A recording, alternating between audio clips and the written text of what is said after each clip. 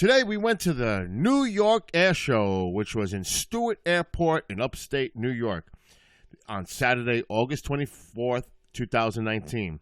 The performers included the West Point Parachute Team, Flag Jump, Mike Whiskas, Lucas Oil Pits, Ken Peach, Larry Labriola, the L-39 Jet Demo, the B-25 Mitchell Panchito, World War II Bomber, Matt Chapman, the Royal Air Force Red Arrows, the Geico Skytypers, the F-35 Lightning II Demo, Mike Goulian, and of course, the United States Navy Blue Angels.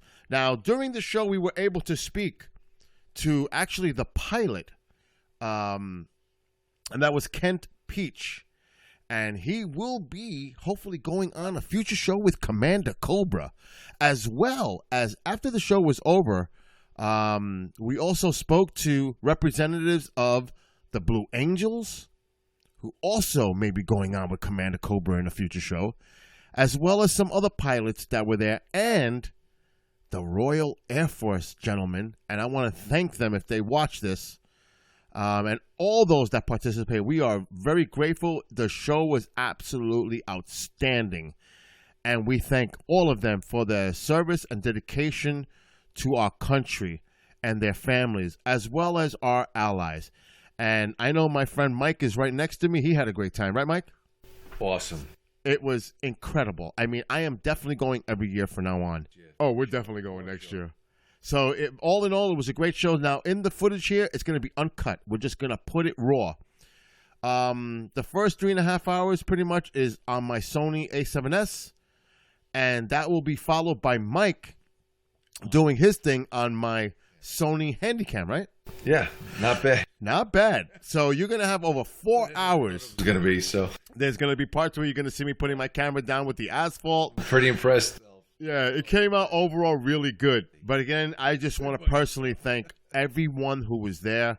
All those performers, they did a tremendous job. Yeah, God bless them and their families. And, of course, like I said, our friends and allies throughout the world. It was great to meet the RAF guys. They were true gentlemen. And I hope you all enjoy this. So here we go. Without any further ado, let's get it going.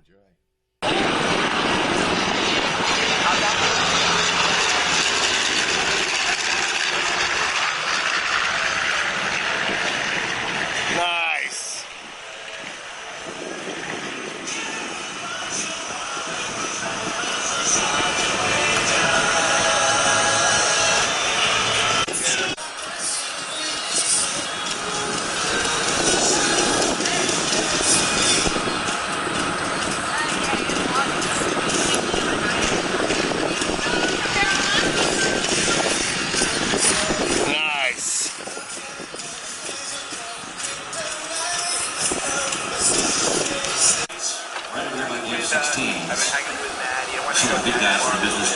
I think it would be fun to go do that all day.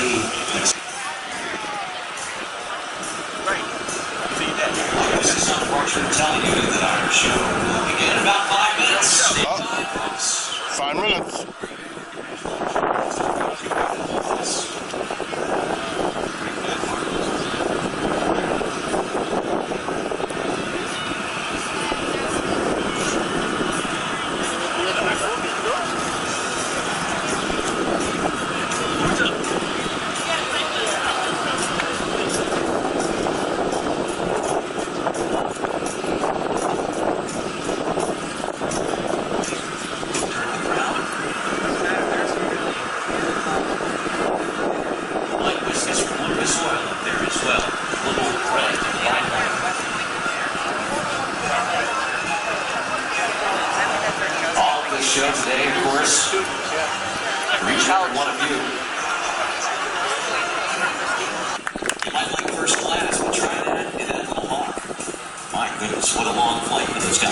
Any second now, we will see 30 seconds out for the jump. High behind, you'll see Mike Christus leading the way there with the helicopter. The helicopter actually has the cadets on board. Again, the West Point Parachute Team. about it. The lovely voice of Staff Sergeant Catherine Walsh. And is that correct? No? Jay Rabbit said to be bad information again. That's George Klein. He's the blocking champion. Folks, we do the national anthem. Tell those young folks who are here with you why we pay tribute to our great country the way we do this national anthem. I'm going to go ahead and remove my hat now. Remind the veterans that you can render a salute. We'll place our hands over our I was still there. Oh, say does that star-spangled banner yet wave o'er the land of the free and the home of the brave.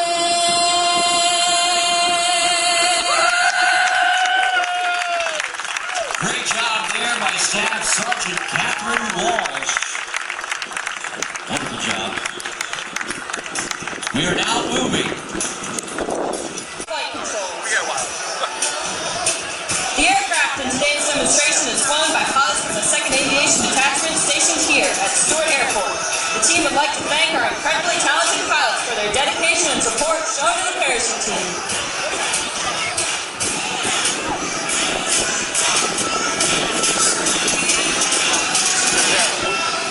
They are. All over.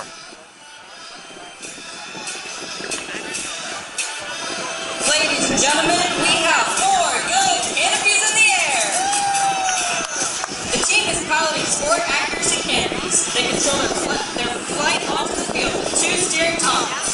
The jumpers can pull either toggle in their desired direction to maneuver their canopy in the sky. The jumpers work together to create horizontal and vertical separation, making a formation known as the stack.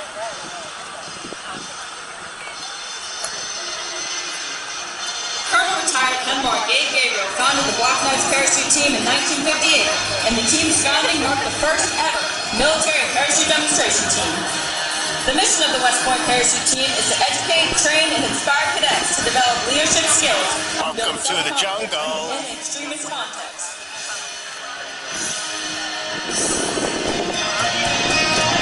The team has developed immensely over the years to allow the jumpers you see in the sky now to maneuver their way onto the field with incredible precision.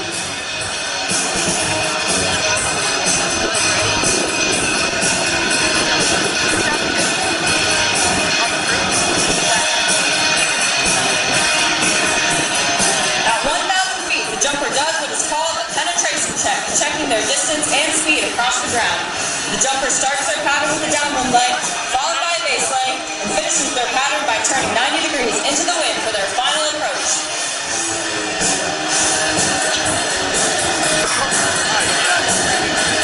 The first jumper has completed their pattern and is now on their final approach. At this height, the jumpers under canopy can definitely hear encouragement from the crowd.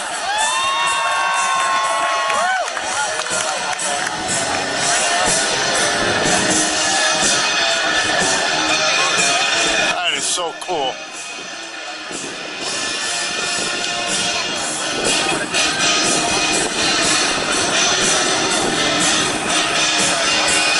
And leading in the stack today is Cadet Cam Johnson from Richmond, Virginia. Let's get loud and welcome Cadet Johnson as he completes jump number 570.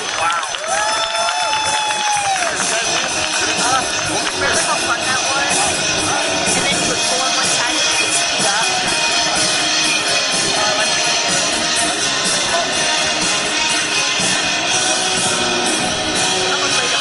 Beautiful landing by Cadet Johnson. Coming up next is Paul Karafi of New Canaan, Connecticut. Cadet Karafi is a member of the class of 2020, and today he is completing jump number 418.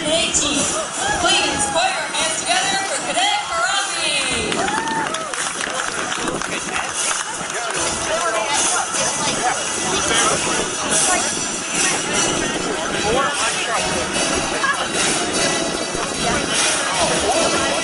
Beautiful landing by Cadet Karafi. Up next in the stack is Cadet Henry Newsom. Cadet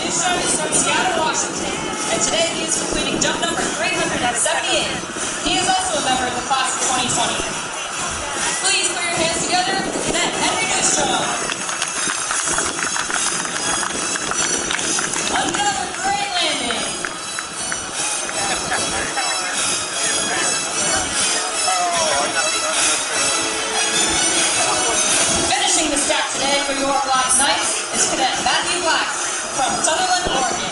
Cadet Black is a member of the class of 2021. Today, he is completing jump number 204. Let's get loud and welcome in Cadet Matthew Black.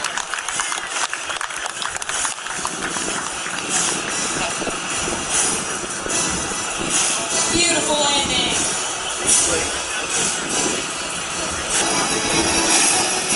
Ladies and gentlemen, show your support for the Wings of West Point as the pilots of 2nd Aviation Detachment perform a flyby. Oh, that's like that's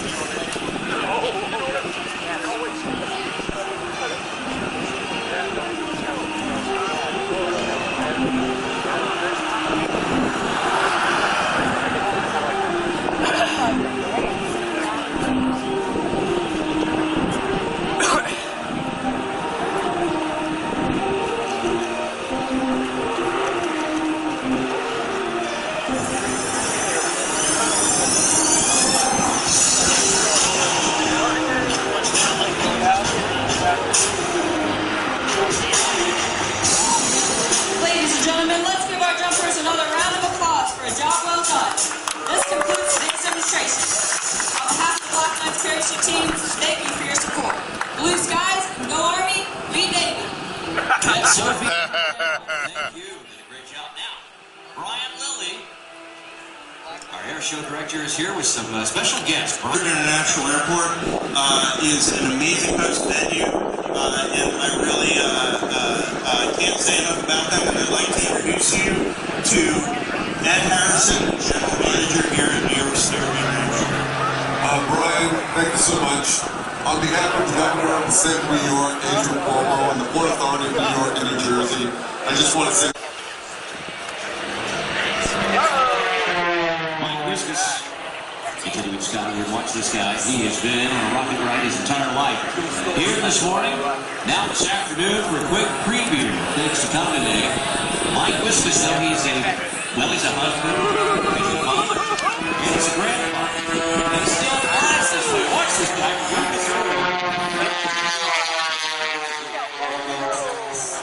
Mike Wiskus, one of the guys that is just so energetic in all of this.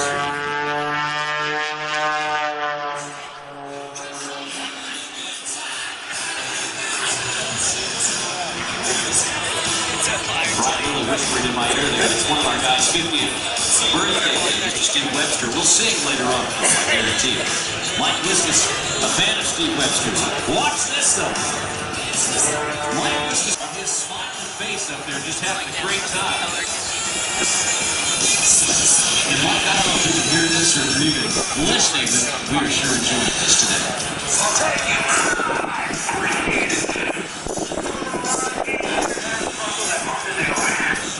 Awesome job. Mike Wiskus high in the sky with the Lucas one, the red bike.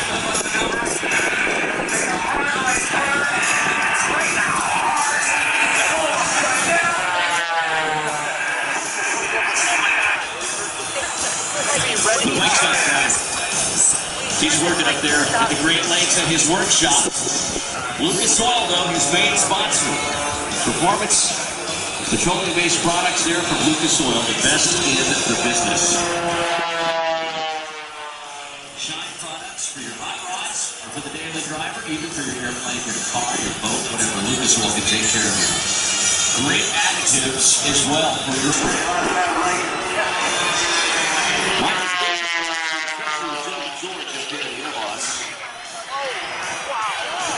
By the way, do we have any pilots out here in the crowd? Just show of hands here. Do we have any pilots? Somebody came in here earlier today. I don't think they read the note of George about how to bid. But it looks like, I could be wrong, we might have somebody else coming in here. Is that, George, you tracking that on the radar there? Boy, who is this guy over here on the right? Do we know? I'm not even sure who it is. Let's see.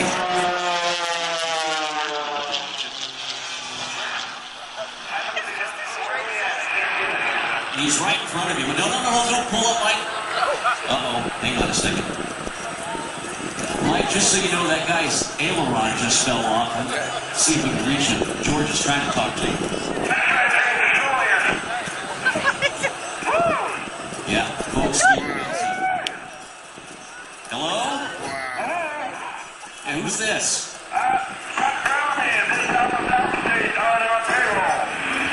You said Chuck Dramamine?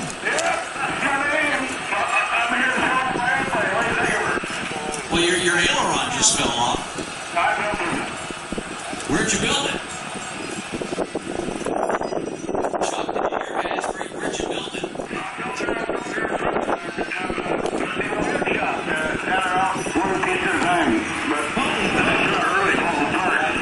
Yeah, it doesn't look too good. Do you know what you're doing? Do you know how to fly? No, I don't, but I got my own book. I really don't need your help. You got your own book? Yeah. Okay, well, listen, there's an air show going on. If you could hurry up and read about landing, that would be great. I got a problem. What kind of problem? Gas pedal, brake pedal, not working right. No, those are the rudder pedals. They make your nose go back and forth like that. Just hold them steady. Steady as a going, I don't know how to do that. Yeah, perfect, right there. Just keep it down, keep it down. Well, you're right. The rudder pedal's right here.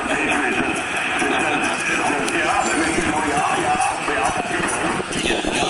No, that's yaw. Yaw. Slip the nose back and forth. But look, come back around and do that again and just chop that throttle. Turn your engine on and land. Well, hurry up and get to that page. And that's that stick between your legs.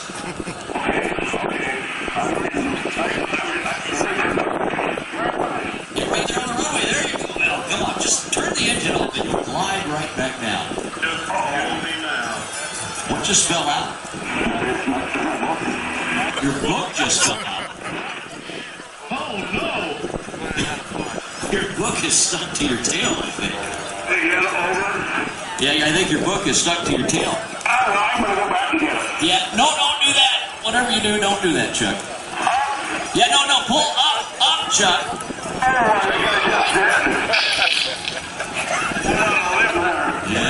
Yeah, you did. Don't hit any of those airplanes out there either. Just come back around and land on the runway. Easy for you to say. So, can you give me all of the instruction things that you said this was good at? Well, now you want it, huh? All right, just hold what you got right there. Hold that stick. The other stick, Chuck. There you go. Now point the nose down. Perfect. Now you got it. Just let go of everything and just stay on the runway. You just hit your wing. Yeah. Oh gosh. Yeah, it is, Chuck. Okay, come back around and try that again. Maybe you can do it this time. What is he doing? They don't pay us enough for this. I'm so wasted. Yeah, that's he's trying to just got back to Iraq. Maybe we'll send him out there and get these guys. Yeah, I'm still here. Just land. Land the airplane right there. There you go. Chop that power and just come on in and land. You got it. You're on the deck. What are you doing now? Yeah, well now your wheel fell off. Yeah, you do. Real problem. He writes his own material. All right, let's see. Can you come back around and try that one more time? What are you doing? What kind of paperwork? Very important paperwork. Okay. Well, we're here when you need us. What is that? I can see that. Still doing paperwork, huh? Sound like you're working pretty hard up there. Gotta get that back. Yeah. Oh, that kind of paperwork. Yeah. Let's see. George, you watching this? Guy just threw his toilet paper right out of the airplane, though. All right, I'm here for you. I can't help you, though. Not with that kind of paperwork. They pull up again. There you go, just a little bit. You'll land right there.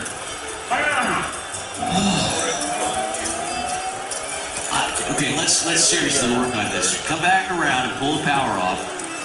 You got to slow down a little bit to land.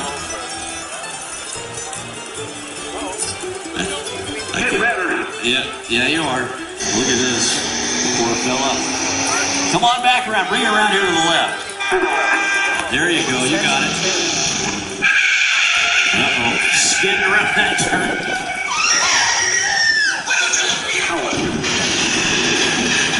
There you go. Lower the nose. Keep it coming down. There you go. You got it now. Chuck.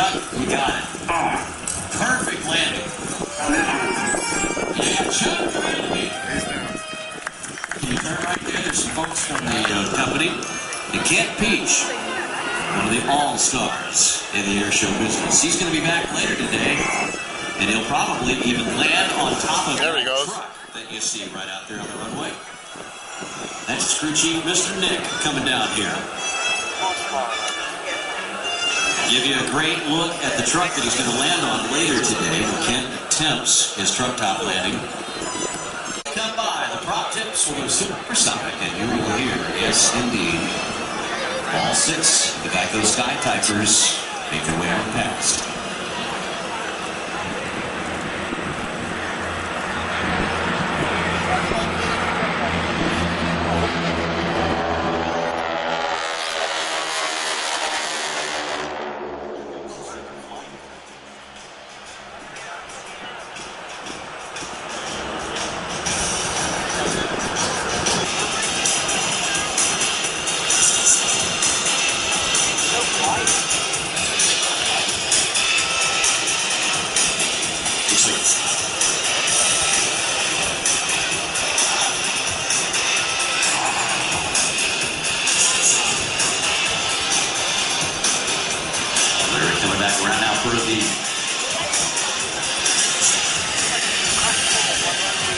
Larry coming back around now for his next pass. Ready to go. I don't think the red arrow's in trouble. I think he was just getting a ride there. So people were concerned about Adam.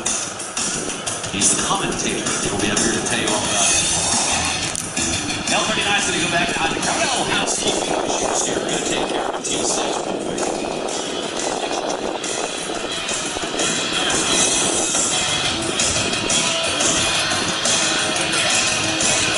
That'd be a great time, though, to tell you,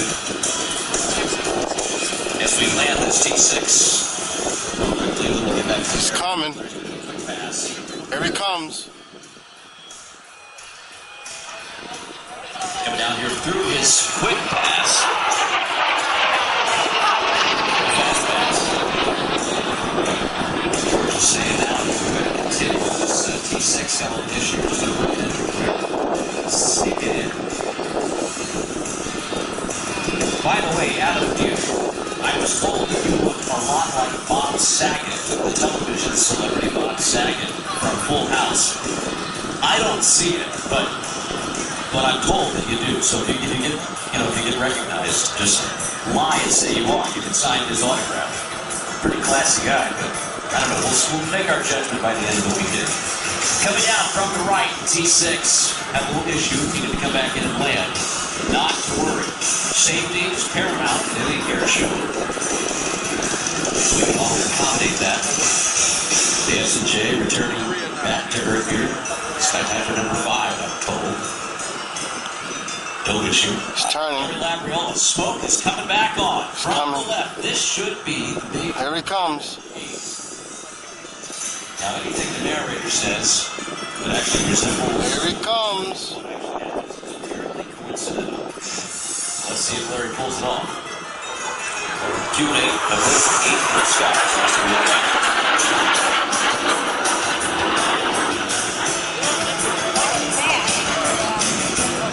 And it's really pulling apart right now to square this up. His goal is to make it look the same on the right as it does on the left. As it comes over the top, he's going to fix it just a little bit.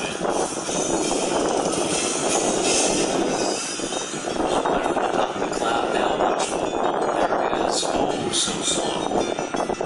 Sets it right back up to the center point, though. Now watch the left. Nice. Larry Labriola draws the left side of this giant figure 8 for Sky Q8. As it was known. It still is.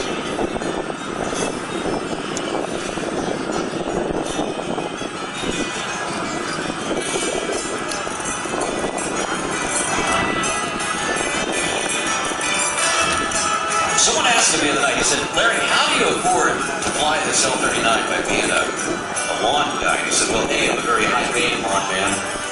But 2, I've never been married. No wife or kids to pay for it. All goes to the airplane. 200 gallons of jet fuel per hour is what it takes to power that L-39. 200 gallons per hour. But hey, he can cruise out to the Hamptons and go to cruise speed around 320 knots, range of around 620 miles. Wow. Maximum speed, 475 knots. That is moving on out.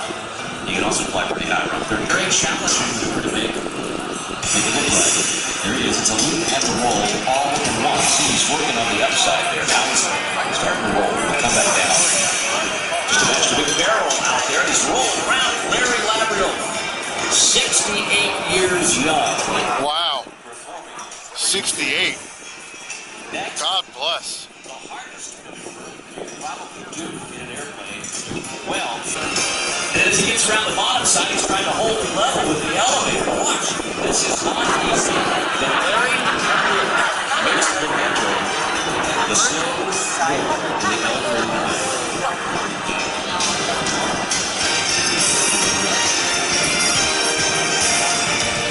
Now he showed you that he can do the barrel roll. He can do the slow roll. But can he divide it up? This time he's going to do a little geometry. He's going to slice that 360-degree turn into 4 equal parts. Little pieces of line in the sky. He's going to make a 4-point hesitation roll. So he's going to stop the roll. Don't forget, Mike, save that camera, the camcorder for the other stuff. You know? Like the slow roll, this is a difficult maneuver to do. But all that experience on the zero-turn roller is paid off. We'll watch as Larry comes back around. Can you ride one of those too, sir? The zero. First time I ever drove one, my wife thought I was drunk. Right into the fence, the barn pasture, everything. You didn't like it at all. Watch him though. 4 points right here. It's hard to do. Larry makes it look easy though. He's top rated. Not only C500. That's private. Pilot privilege on approach here on the left.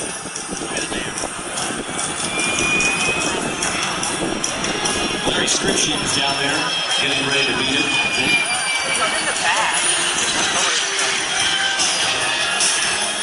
Here comes the flare. He's going to settle it down like an old baby, crawling into a soft feather bed. As you like to say, watch this. There it is. That trailing landing gear just rolls on to the ground, causing a nice smooth landing for Larry in the L-39. Those 16 airplanes.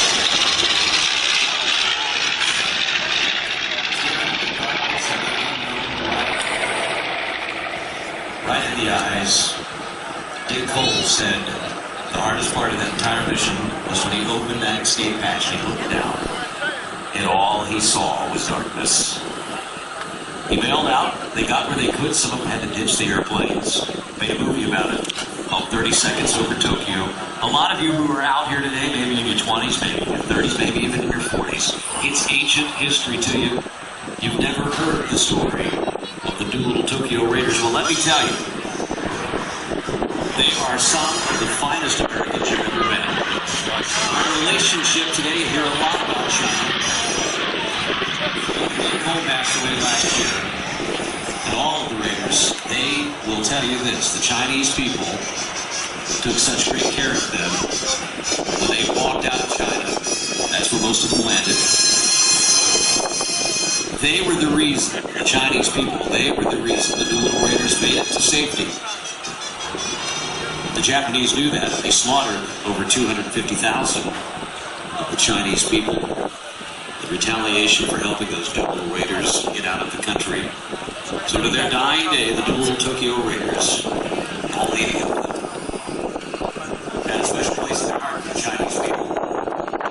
Today, Larry Kelly and his friends there at the Delaware Aviation Museum Foundation flying this aircraft in honor of not only the Doolittle Raiders, but all of our World War II veterans, living and deceased. Those whose shoulders they stand upon. We're so happy to be here today. Here's another bomb pass by the B-25. You too can go fly on this airplane as soon as it lands. Run over there to the tent and set up for your flight on China. You fly it on with all the roads you've done before. This airplane, unlike any other B-25, is historic in its own right. Once a crop duster down there in Florida, lovingly restored by Tom Riley. years ago. This airplane has led all of the commemorative flights for the new little Tokyo Raiders. It led one of the largest B-25 formations post-World War II just a few years ago in honor of the Tokyo Raiders. Larry Kelly, though, a man who puts his money where his mouth is, Here it comes. flew this airplane in support of the disabled American veterans for a number of years. Today, continues to fly just like this one. Nice.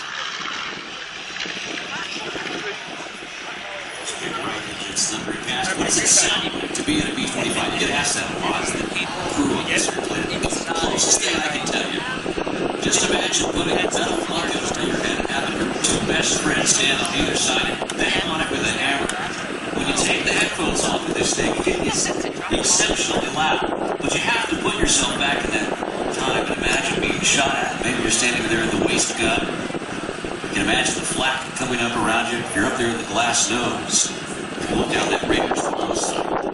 Just imagine what it must have been like coming over the coast of Japan, low, 50 feet. They didn't have the Nordic bomb sight for that mission. They had this little piece of balloon. Looks like a rain gauge almost. You're back over it, and that is what they sighted the bombs in. You can see it all around you. Go by there, sign up. Price will all be forgotten, but the memory will remain. It is your small price to pay, folks. Don't keep this history alive. The passenger, perhaps, will go down and learn all of the systems. He'll spend the entire day with you. He'll talk to you about the quality of your position.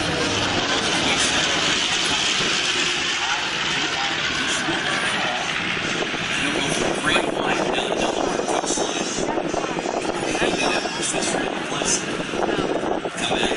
That B-25 that you see right there, with all the lives that had to carry to deliver the weapons, it could only carry about 3,000 pounds of bombs. That's it, 3,000 pounds of bombs. By the end of the war, the single-engine Sky Raider could carry more than that. A lot of lives delivered. Those 3,000 pounds of bombs. Here's Larry in the flare. He's going to hold it up and watch it. It's about 150 landings per tire. They don't make them anymore either.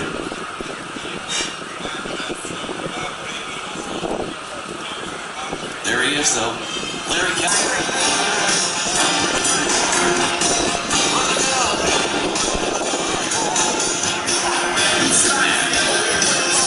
Jay Rabbit, I both love watching this guy fly. Premier sponsor, since 2007. 12th year as partner of the sky. Batley River will put on a great show. 30-some years this guy's been flying.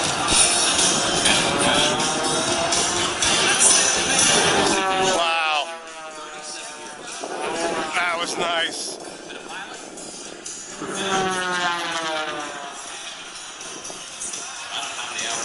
25,000 plus, no kidding, a lot of hours. He's a captain on Boeing 737, the passenger jet for American Airlines, based just down the road here in New York City. He's competed, though, in 2 World Aerobatic Championships, plus Oklahoma City in 96 and Slovakia in 98. When it comes to aerobatics, Matt Chapman has inspired the best there. Truly the best there is in the business. This guy has been doing it. And he's been doing it for so many years now. And it's no question you see him fly. Just why and how he inspired them. But you know, when Matt was a kid, here's something a lot of you don't realize. When Matt was a kid, he was living over in England. And folks, the Red Arrows were the team that inspired him to fly. And now, of course, Matt Chapman at mattchapman.com. The young defense. Now the guy in front of him. Oh, wow. Good job here by Mr. Chapman.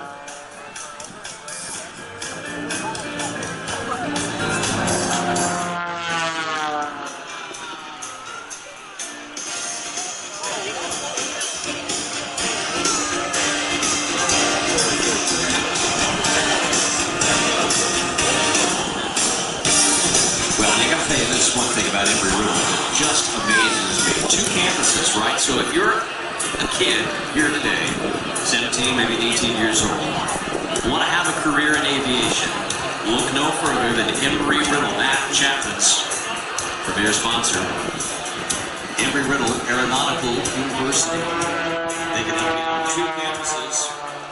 One out there in Daytona Beach, Florida, the other one in Prescott, Arizona.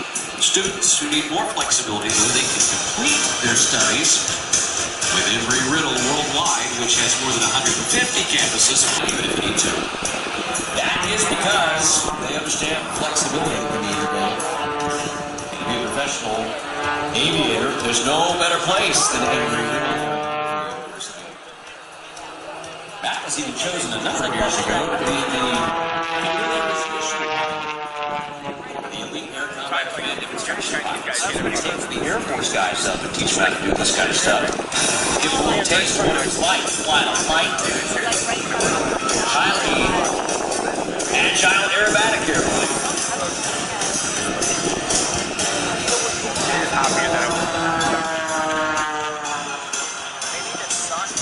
Now watch when he comes back around here. He's down the deck.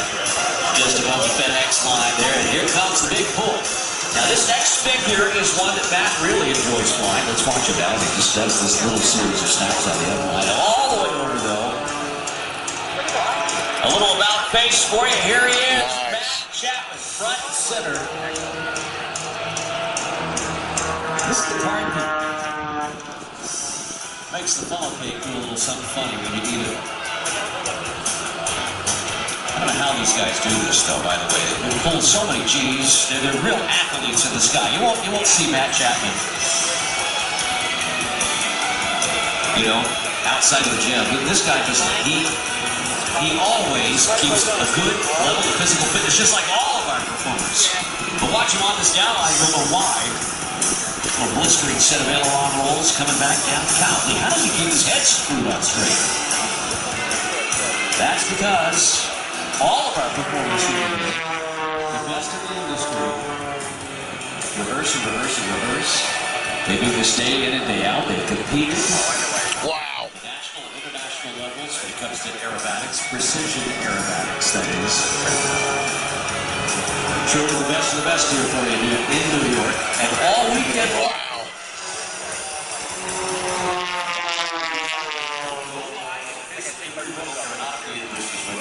ERAU.edu and ERAU.edu for more on Embry-Riddle Aeronautical University.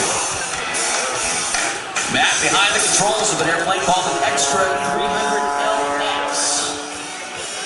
George, do you have any idea what the LX is for? What does that mean? Extra legroom, right? Is that what it is? The Extra 300LX. It's the level of trim. I think that one's got the in-flight curriculum. Oh, that would make Grandma lose her interest, guaranteed. Right there. Watch on the downside. This is the pool.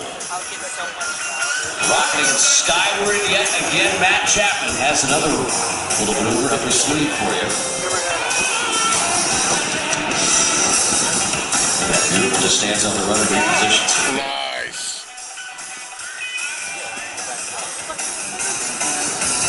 This whole area for you. One of the nice job today by Mr. Matt Chapman at Embry-Riddle Aeronautical University.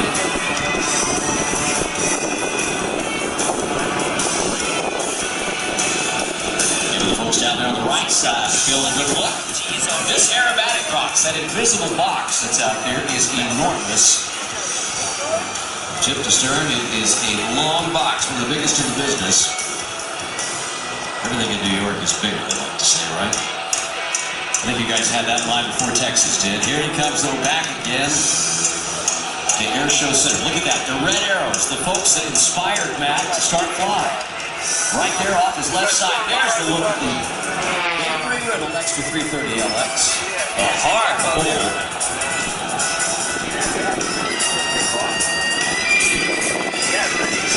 Those gyroscopics that these guys do today. Matt does it when he flies RC airplanes too. A lot of the inspiration came from those model pilots. Tip the knife edge pass, the daring 5-edge pass. As they would say, it could be the great Waldo Pepper. It is the daring, well-leveled pass match. He beats it up. He's actually going to rotate this thing 90 degrees. Moving, flying, no lift. He's going to be hanging on the rudder pedal.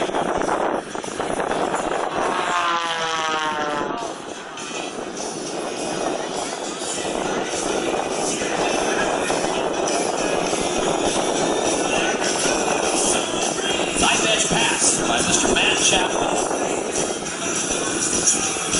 think we're both on the front by Eddie Sanders. That Facebook, so he enjoys that great play there. You heard him say about an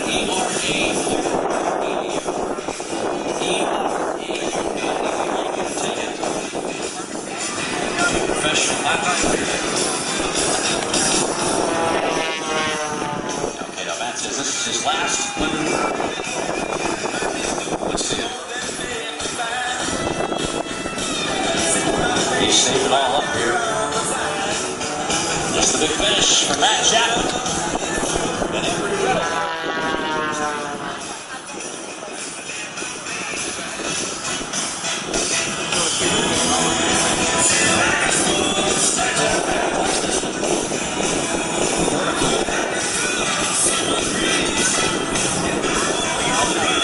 How does he do it?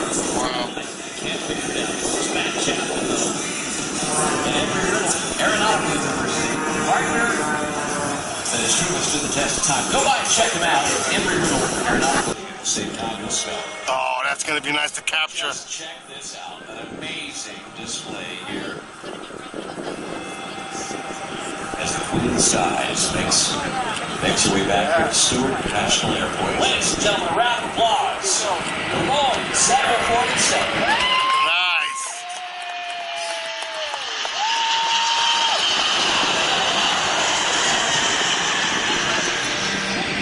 Air. Wow.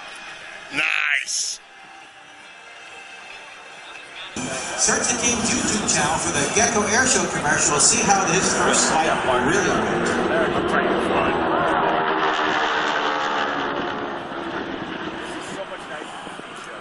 Yeah, is it? Oh no, it's the same show, but I'm not sitting on the beach. But is it like this kind of close approach? Oh yeah. Yeah? I go right up at the beach. I get right on the water. Nice.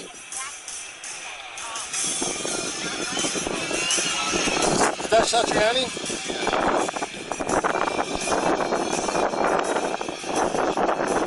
That's like the Satch Boogie, isn't it? Now as a team over there on the right. That goes way back. They must always be aware of any potential threats to their safety. In a hostile aerial environment, here is one method of reacting to a threat that is behind them or at their 6 o'clock position.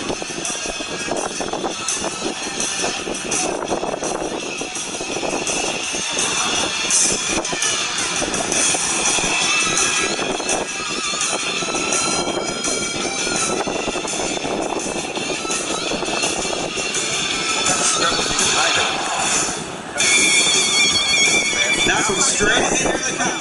Watch as they quickly turn into each other to confuse their attackers. Oh. Nice. Nice.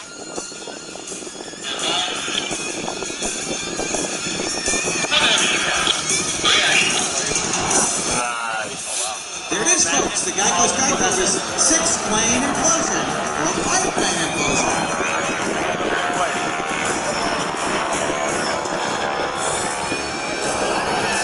Got it. Went out on their flight. On their flight line.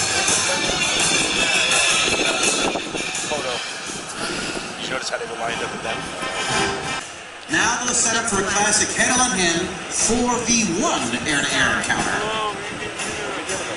The sky is really flat.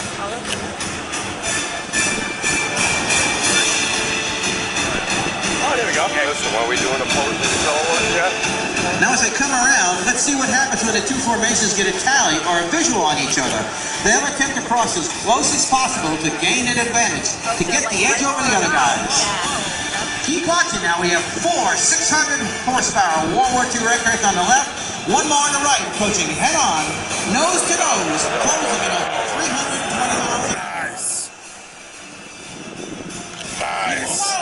place each other by mere feet.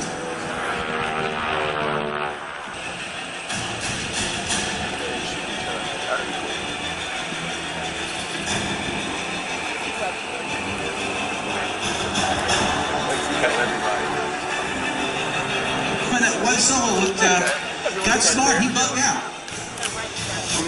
This leaves the Diamond now right ahead of us, free to check their six for more threats, then continue their turn to roll out along the threat axis right in front of us and check for their targets.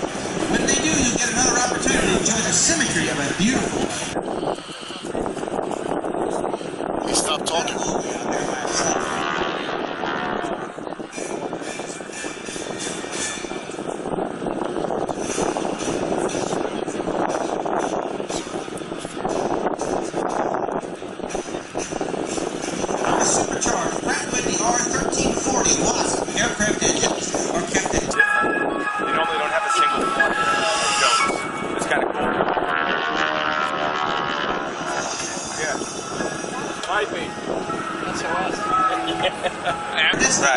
While the wingman on the inside reduced.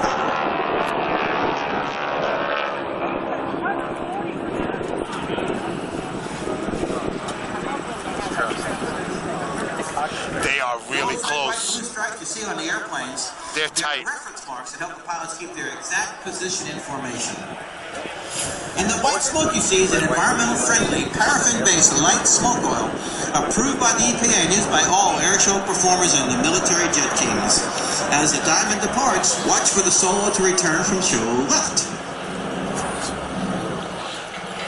I'm not saying anything, but I didn't know we still had an EPA.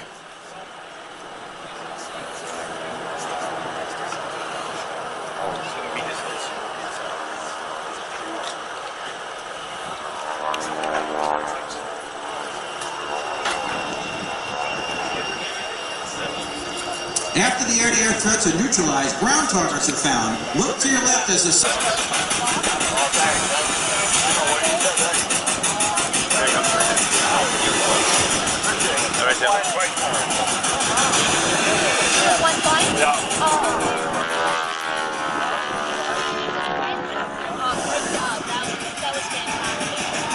The solo over.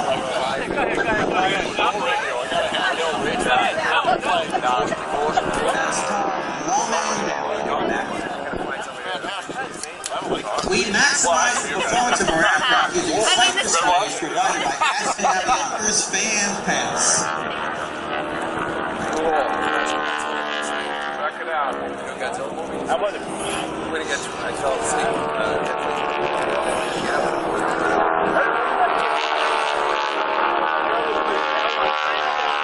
The Special Operations Response Team will now swing into action. As the helo departs, the sorted medic. Mike, you gotta admit I'm too much, huh? I am something else. In case it needs any help from above. Now watch as the forward operators will pursue the 360-degree security perimeter that helps secure that injured member. And when they're ready, the medic is going to make a call. Swing back in and hoist out that injured member. Let's watch as the helicopter approaches again, this time to lower the hoist cable. So watch this. The other one's fast road in. Well, This is awesome. back with the ATV. Awesome job here by the New York State Police. We certainly appreciate the being here today. Individuals, by the way, interested in a career with the New York State Police, we're happy to be here to tell us all about the Red Arrows and what they do. They're so cool they don't even need music. They just fly, and it is amazing to watch. And we are all here with bated breath standing by to hear. Oh, this is gonna rock. For real, this is gonna be awesome. Come up here and show us how it's done. It's gonna be fun. Nine jets. Jay Rabbit, are you ready back there? Are you standing? Your job's gonna be very easy. Just so you know, behind the scenes, our American jet team the Blue Angels, the Thunderbirds. Wow. This is freaking awesome. Massive comm carts that set up satellite antennas and all this kind of craziness. Squadron leader Adam Collins says, What does it say? Royal Air Force. Yep. Handheld radio and some sunglasses and the coolest. Nice tail. Fin. Nice. Guys are kicking off. They're just parading right now. Yeah. Here they go. That's all we need. They're making the turn. He's standing by now with what looks like a 1980s cell phone. It's a radio. And he's talking to. How many are there? 9? Nine. Presumably not his mother back home, but the radio. Oh. That is freaking awesome. Yeah, there's always a two-seater for Right in front of us. Right? You can't get this at Jones Beach. Nope.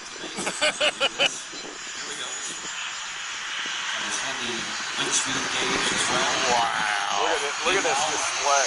Oh, look at them going back. That is outrageous.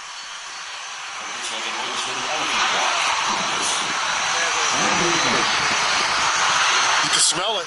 Fuel.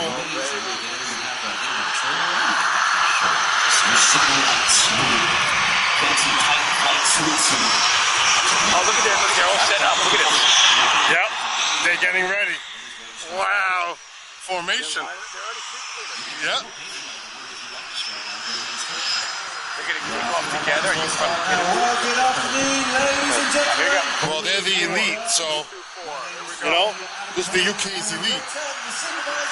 With the Royal Air Force elevated to the Red Arrows. They even got their own PA guy. Oh my God, this is outrageous. This is awesome. Look at it right in front of us. They're about to roll up the engines. They're about to prime the smoke. Here we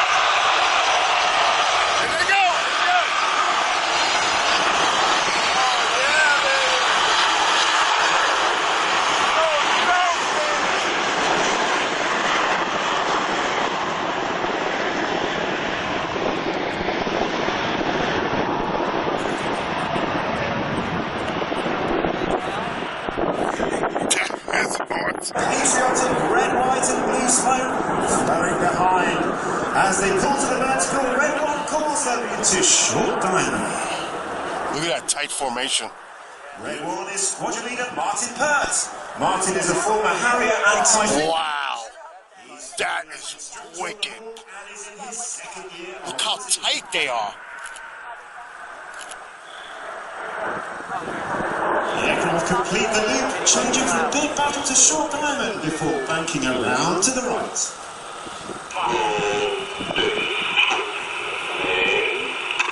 Red one speaking with a very metronomic cadence on the radio. The pilots are reacting to the tone and rhythm of his voice rather than the movement of his aircraft. Well, this year we are celebrating several anniversaries, the first of which is the 50th anniversary of the Apollo moon landings. As a tribute to that, in from the right-hand side, Red One has called the aircraft into Apollo, replicating the Apollo landing craft ready for... Look at this. Look at this.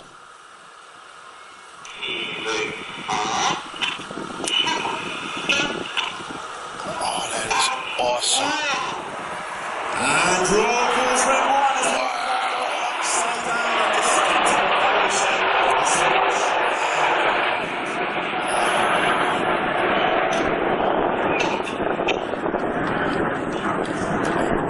Smoke is back on as the team formate into their next iconic shape. This time the supersonic airliner that first flew 50 years ago. Looks like a Concorde. Of course, Concorde. Yep.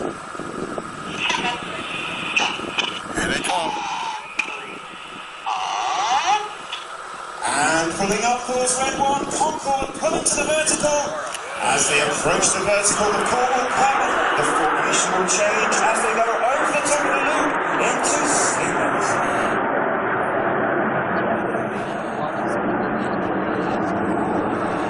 There at the top of the loop, red 1 has brought the aircraft into signal formation. He'll complete the loop before twisting to the left in a side result. You must be getting amazing photos right now.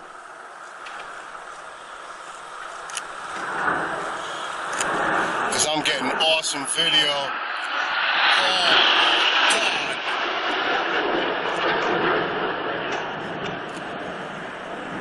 On the right of Red 2 is another new pilot for 2019. That's Red 4 Flight Lieutenant Gregor Roxton. Gregor has previously flown the Harrier and the Typhoon on the front line, and he joins the team having instructed on the newer version of our Hawk. While as the aircraft again change formation in front of us, the wings are sweeping forwards. We now have 6 aircraft all flying line abreast in one of our most technically difficult formations. Red 6 and 7 tucking in behind. Awesome. Left of Red 1 is Red 3. It's so impressive. Mike has previously flown the Harrier and the Tornado on the front line. He's been a Hawk instructor. Wow, Harrier and a Tornado. That's awesome. In from the left-hand side, the coloured smoke about to come on. It's time for Phoenix. Nice.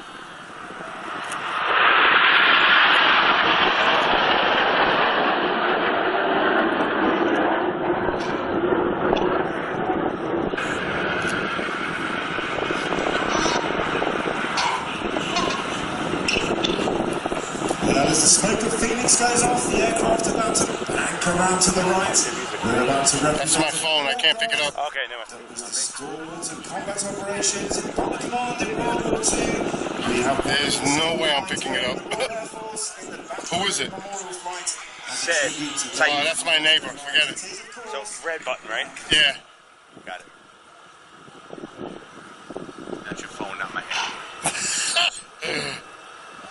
In from the right-hand side, the nose lights will come on to... Upside down at 2,500 feet in the Lancaster roll. Now, some of you may think the Lancaster roll... Wow. Famous test pilots Alex Henshaw used to be roll the Lancaster several times in England whilst testing the drill. On the left wing to the Lancaster is Red 5 Squadron Leader Steve Morris. Steve has previously flown the Harrier and the Tornado. He's instructed on the Hawk and is back with us on the Red Arrows for the 2019 season. Well, is everyone enjoying the show so far? It is about to get a lot more exciting for those of you with cameras up. Representing the combat aircraft that Looks like an arrow. They're doing an arrow. having spent 3 decades on the front line. Reds 8 and 9 have moved into trail. We are about to see Tornado. Aboard calls Red 9 as the red and blue smoke comes on. Reds 8 and 9 rolling around the rest of the formation. Wow. Red 1 about to bank the aircraft. Wow. Changing smoke colour as they go.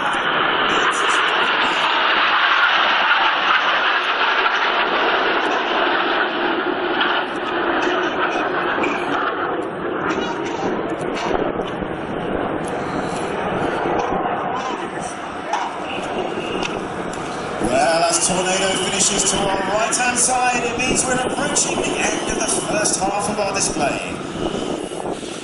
Well, the aircraft are back into that difficult Phoenix formation. You can see them coming back to... Almost like a burning rubbery smell. Pull up to the vertical with 7 jets, leaving Red 6 and 7 down low to prepare for the first of their opposition manoeuvres. Out to show centre, you can see the nose lights now. It's time for the spectacular palm split. Here they come. And pulling up course Red 1, 7 aircraft pulling to the vertical, about to make a beautiful palm tree. Nice. Nice.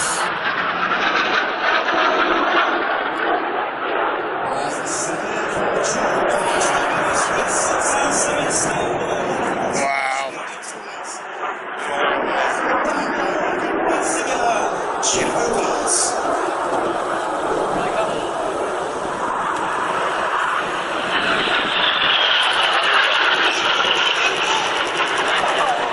Home. 7G that knows where to come back to show centre. They'll reverse the turn, crossing 100 feet apart in the cyclone.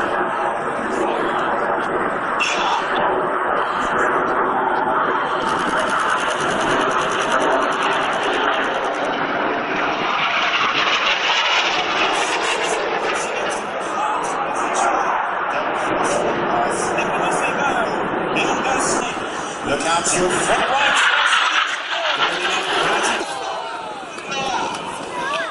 Red 1 backing Enid around to the right. The red and blue smoke back on as red 9 pulls to the vertical.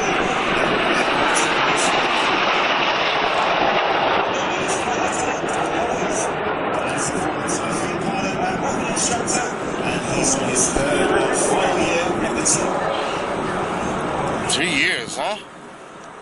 Red 1 switches from colour to white smoke out to our left. Now looks straight ahead out to show centre. Here's the two lights of the synchro pair coming towards us as they then switch in the vice versa. Look at that. Whoa. Nice.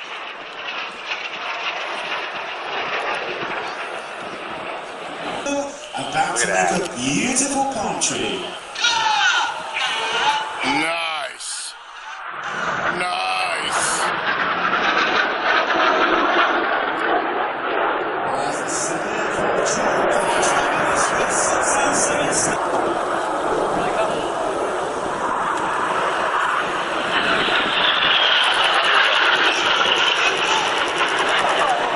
Home.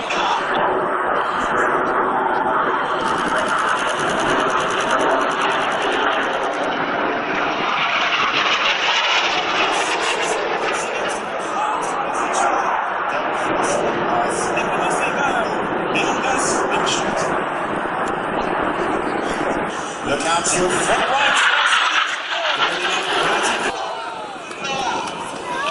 Red 1 backing Enid around to the right. The red and blue smoke back on as red 9 pulls to the vertical.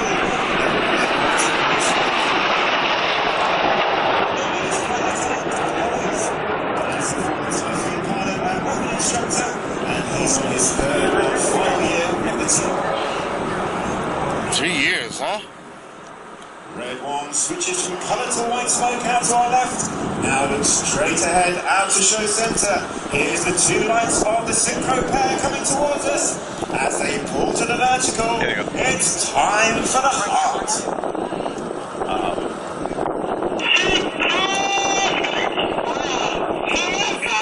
You know they're having a ball. Red 6 and 7, the synchro pair. White smoke on. Nice. As they switch in the vice versa. Look at that. Whoa. Nice.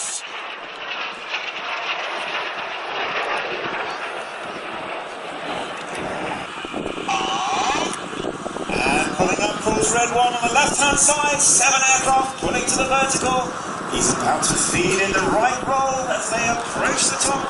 They'll be easing over the top at 150 miles an hour. Ready for vertical.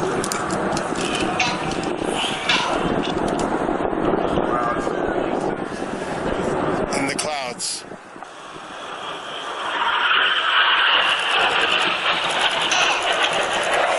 As they cross in the back of the circle, the smoke color will change, leaving a red and blue half of the circle.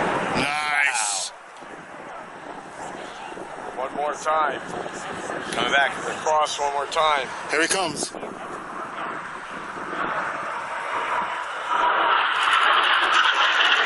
Nice. Swinging out like a pendulum. I know I'm launching them. Right? The ones in the back? Yep. In the red arrows, we have only 5 with There's only 5 in that formation.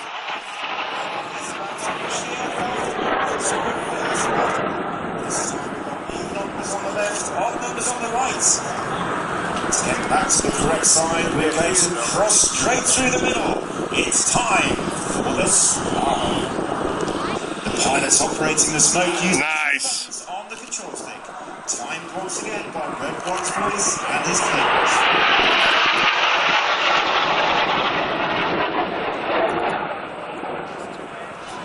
Where'd the other four go? As he move off to our left-hand side, the coloured smoke changing to white, then going off. It's time. Aboard for Reds 8 and 9. I see 3. Look at this. Unbelievable. Ready with the red. Nice. Lieutenant Chris Smith. Look at that. Inverted. He was inverted. He was upside down.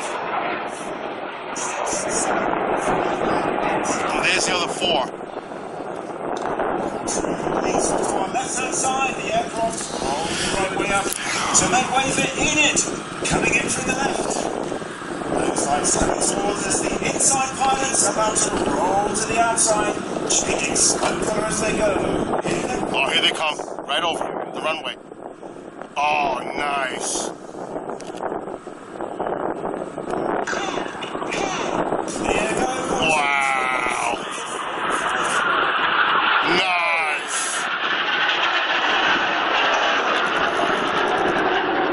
Nice.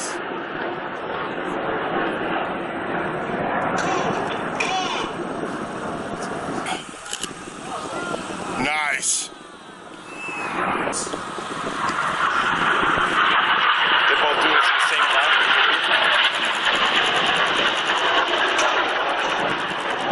Wow.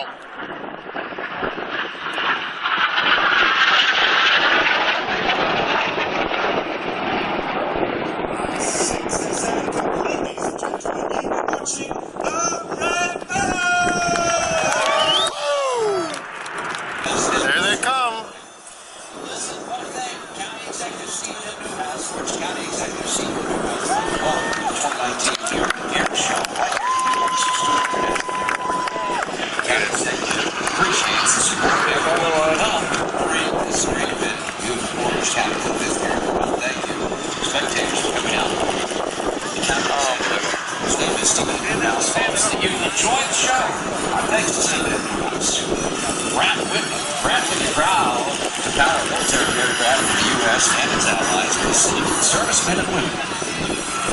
Bravely defend our freedom and hold the fort Brad Whitney beyond. Tonight, we're all going to be out at Orange County Choppers, the cafe and the retail location just right around the corner here. We're meeting each and every one of you. Come on tonight, meet Matt Chapman, Mike Bullion, and I would say Mike Business, we'll see if you can get these parking tickets taken care of. How many left? We'll all be down there, including the Red Arrow scanner. Yes. Will be there as well. A big thank you to USAA. This is like really awesome. I'm getting really good video. As he just swings in 5,000 or 6,000 people. This guy, I'm telling you, he just exudes joy when he flies. An effervescence that comes across every time he takes to the sky. Watch Mike Briscoe and Team Lucas Oil down on the deck. This guy, I'm telling you, he's smiling right now. I guarantee it. Watch this.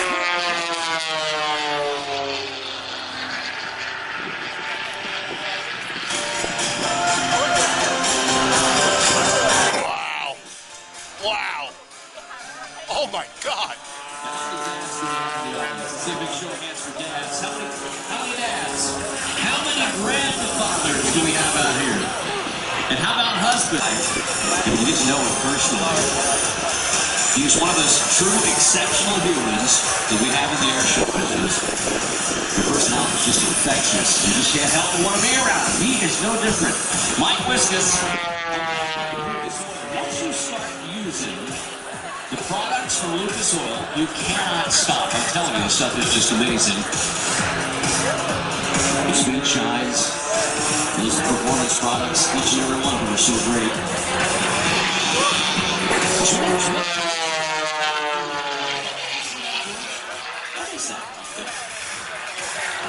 just that. What is that thing?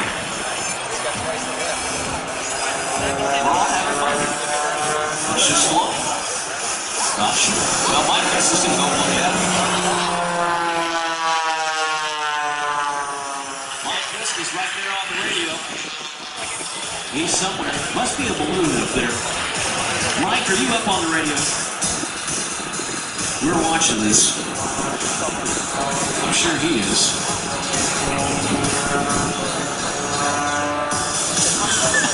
He's having fun. Oh, man. Lucas Oil.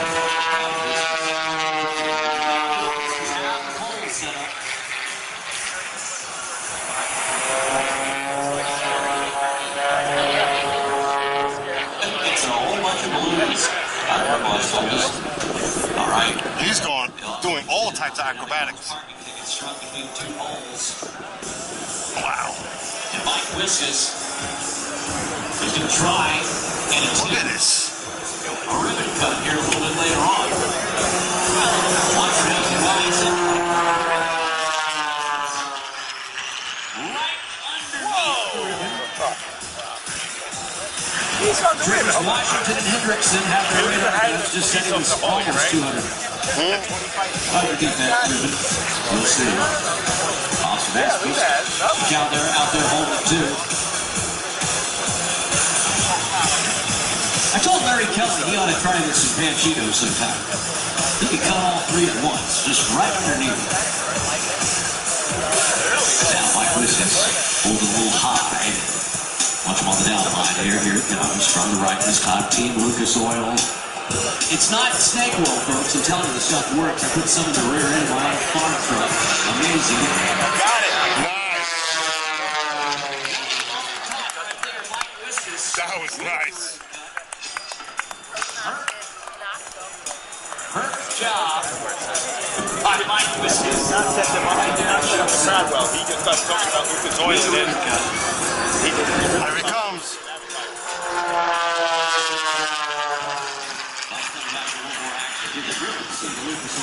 Set up the farm truck. That farm truck had all this noise in the rear. All this noise. Like a factory going on in that thing. Sounded worse than my knees. You're ready. Fixed it right up. I don't know how they do it. It's all of that engineering. Though he is a man that's handy around a shop. I'm not kidding you. When he's not flying, he's working on his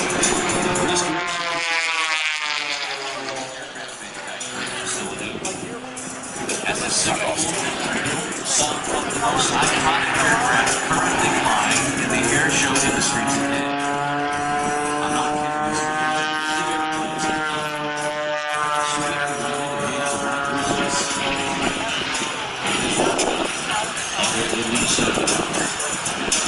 Watching out down the deck, over scary altitude there. Mike rolling around, and here's that.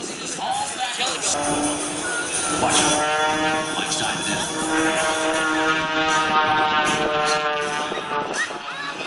Wallace Carter takes the boots. Here he goes. Zipping around. Where's he going? Getting a little trucks there, Mike. There he goes. Who's that? He really is. I'm not kidding. His name is Holman. Now, here comes back down to the right.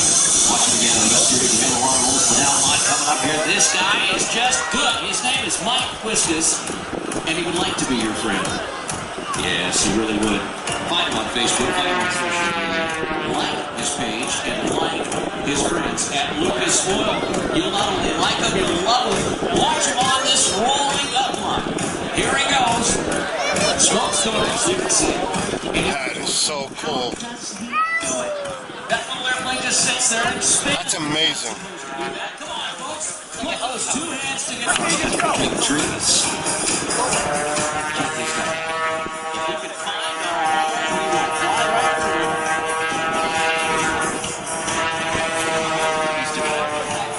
Big friends all over his face.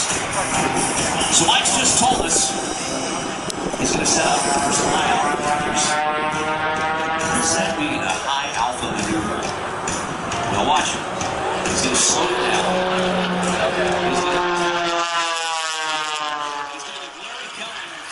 Wow. Look at that. You know why he does that, Jay?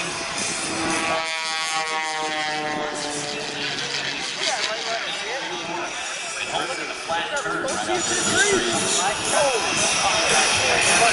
Yeah, that was close. That was close. For real. He really did skim those trees. Fine motor products are sold. Lucas Oil Performance Products. This Mike Lucas. All these bikers out here, you gotta look up Lucas Oil. I'm telling you, it's great stuff. 65% great stuff. Lucas Oil.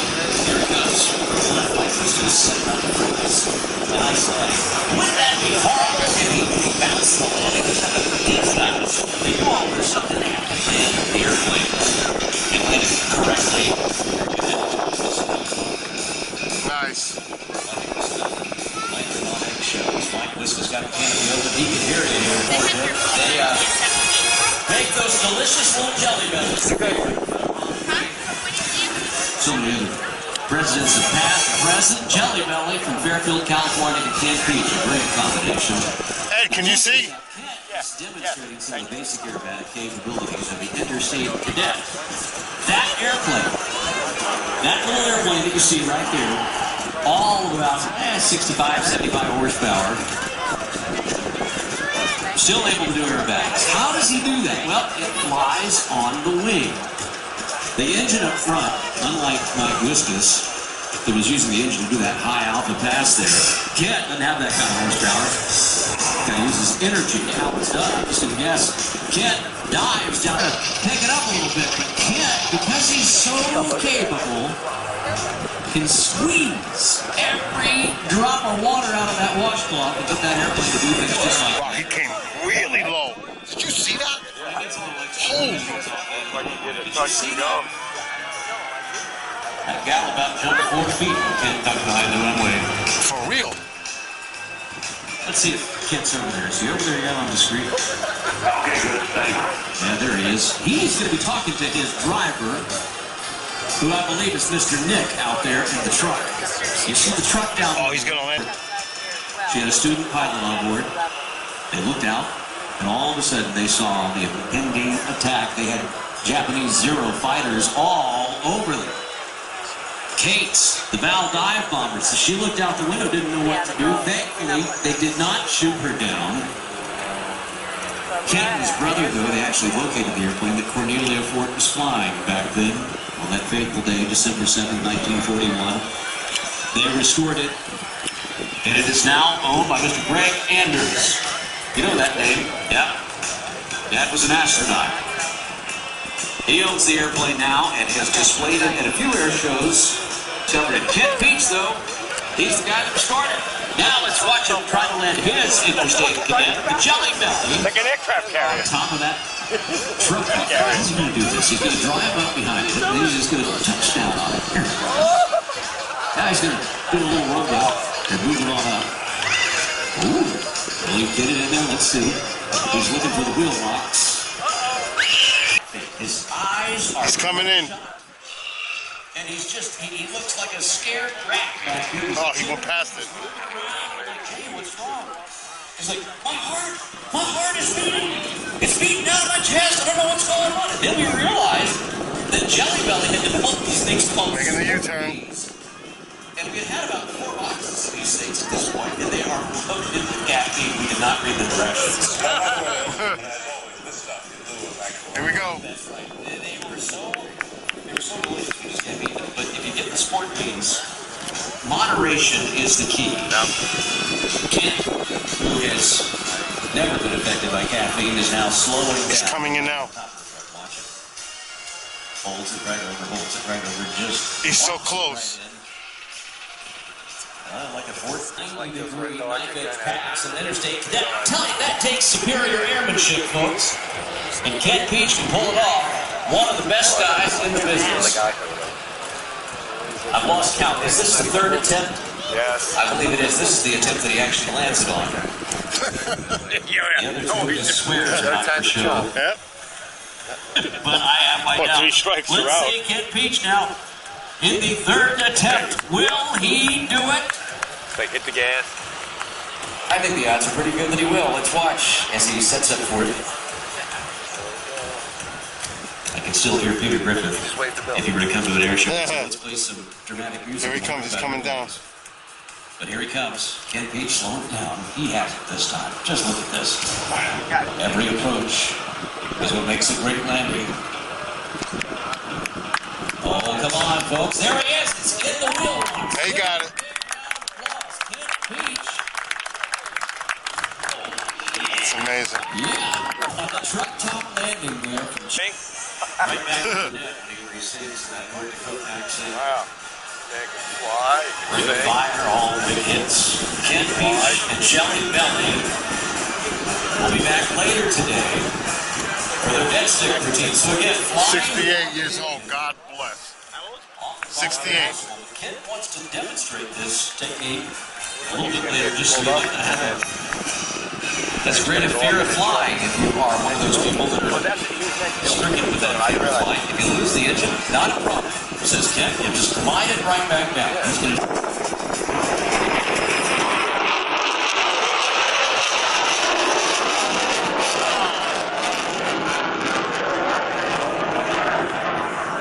It is loud, boy.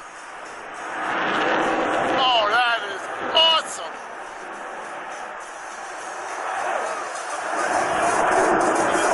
Oh, my. Wow.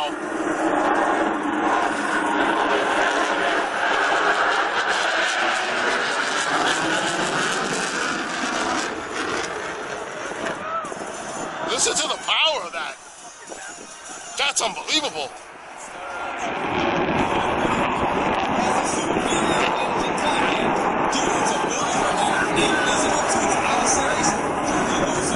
Mike, I hope you're getting this. You must maintain a clean profile by carrying your missiles and bombs and turbines. With an internal payload capacity over 6,000 pounds, the F-35A is the most lethal multi-role fighter jet in the world. Do you ever wonder? Go USA. Here is your Yeah, we need some Slayer or Metallica or something.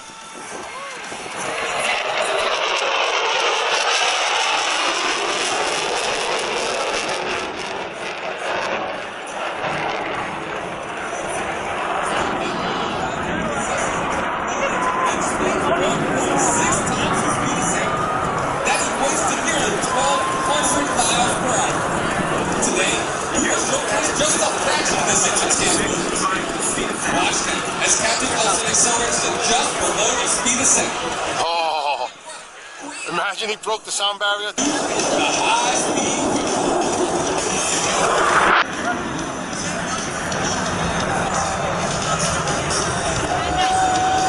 That was awesome.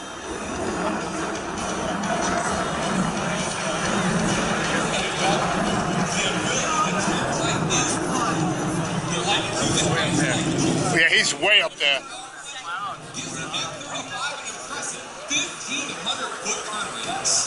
As Captain Wilson approaches show center, he will light the afterburner and execute a minimum radius turn.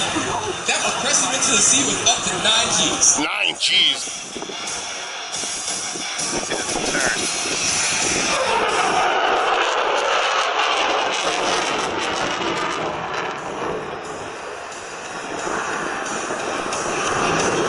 That is a wicked, wicked plane.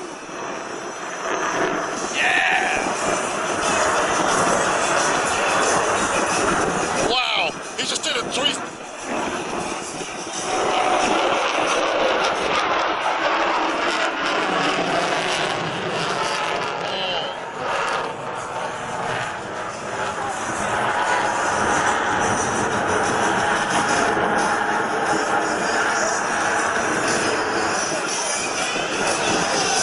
I just want to chant USA, USA.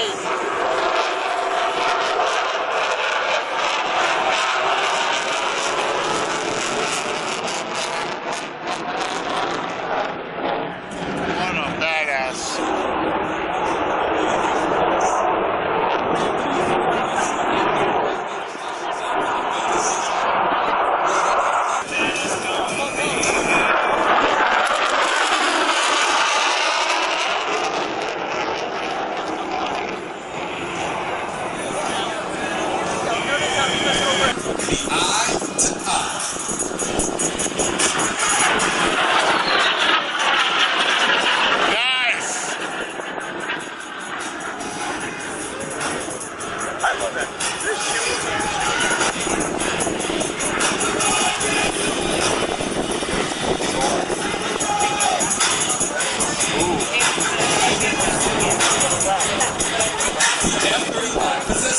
incredible ability to flinch those at will in a dogfight.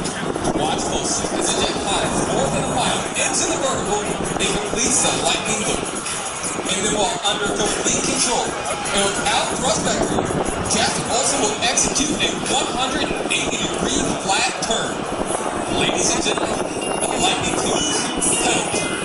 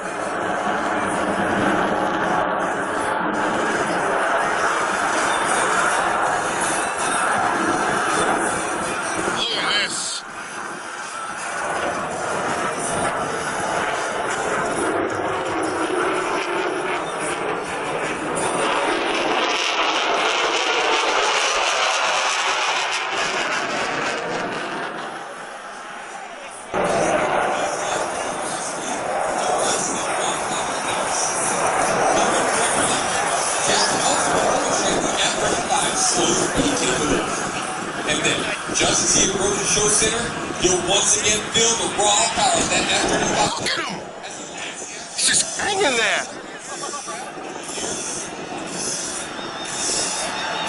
Oh my God, that's intense!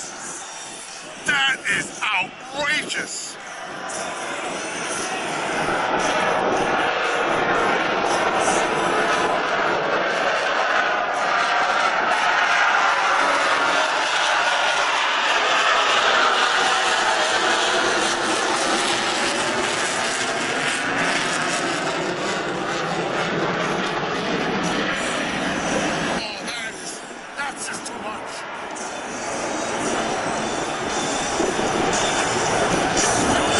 So cool. Look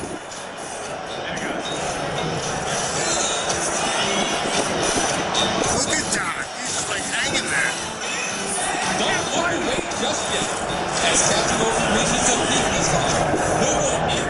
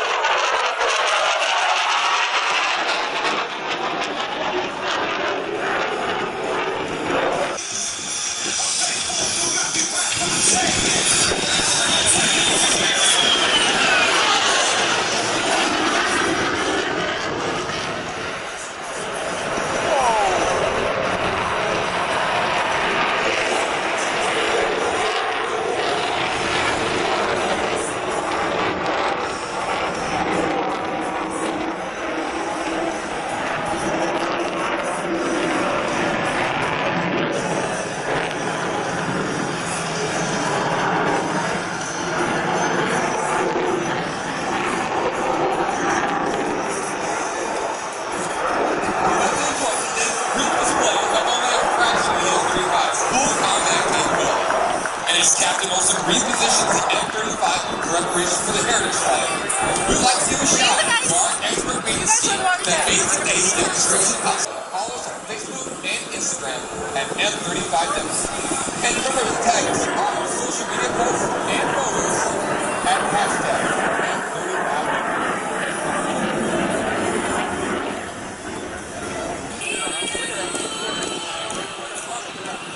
Ladies and gentlemen, that is awesome.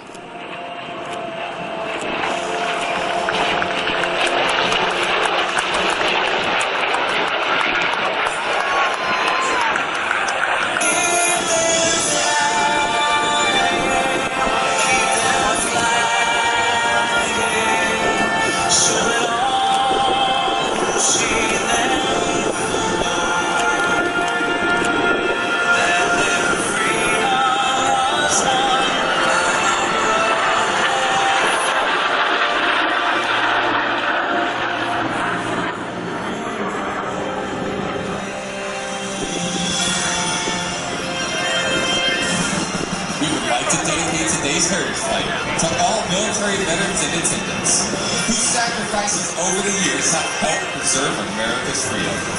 We hope you enjoy watching this rare formation of classic and current United States Air Force aircraft on our journey from heritage to horizons.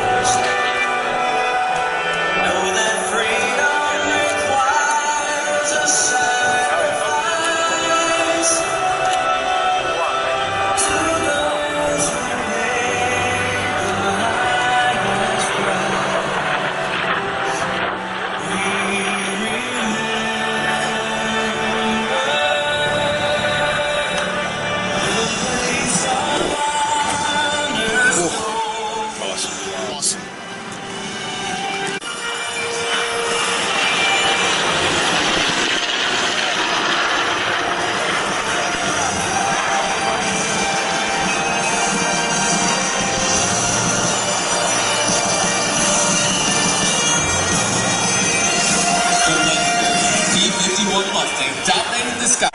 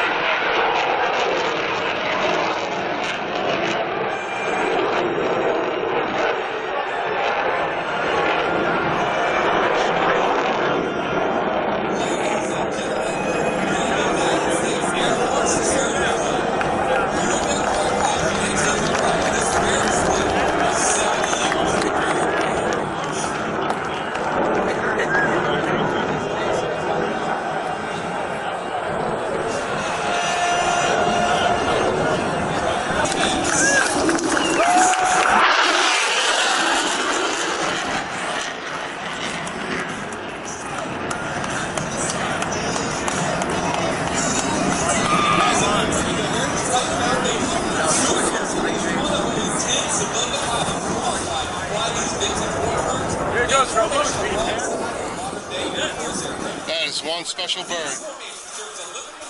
All the men and women that serve or currently serve defense of this great nation.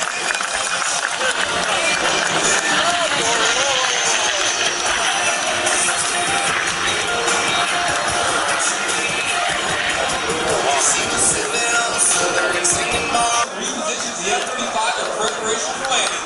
This performance signature maneuver is the Dojo Twist.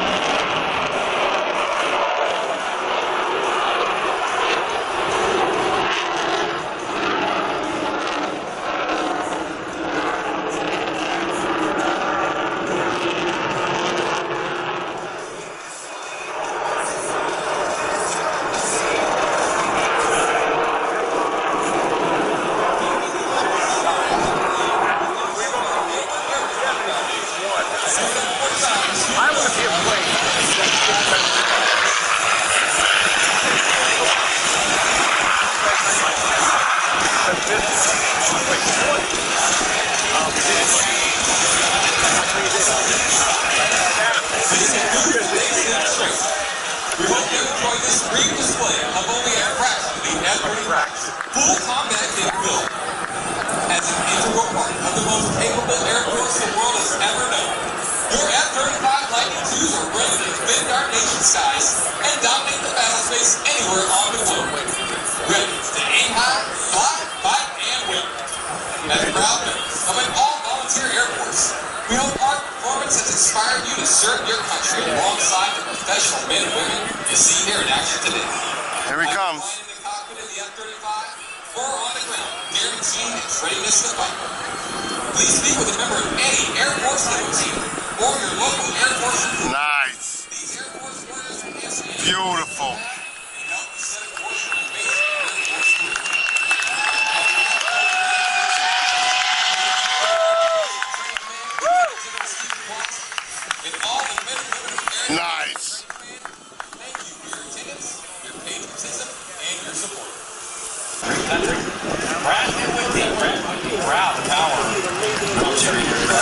Another tiny wheel in the back. But didn't that used to hook onto the carriers? Oh, here he goes. Yeah. Let's go. It's good flow. It's non-stop. Yeah. That's excellent. He's coming into land. There's a lot going on right now. Take a ride on Mancino to San Francisco show. Find out more about it. Where the tent is located, right there by the F-16s.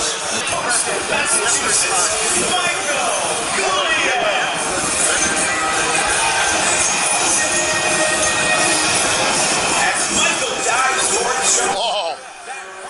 Whoa.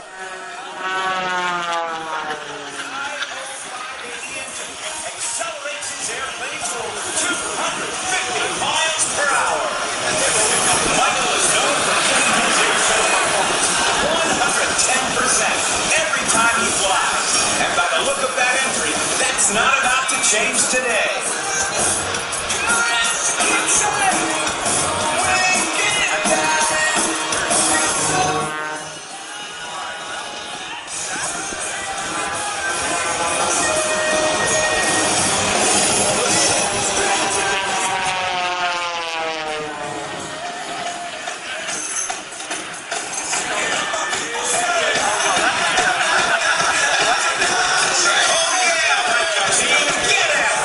Nice.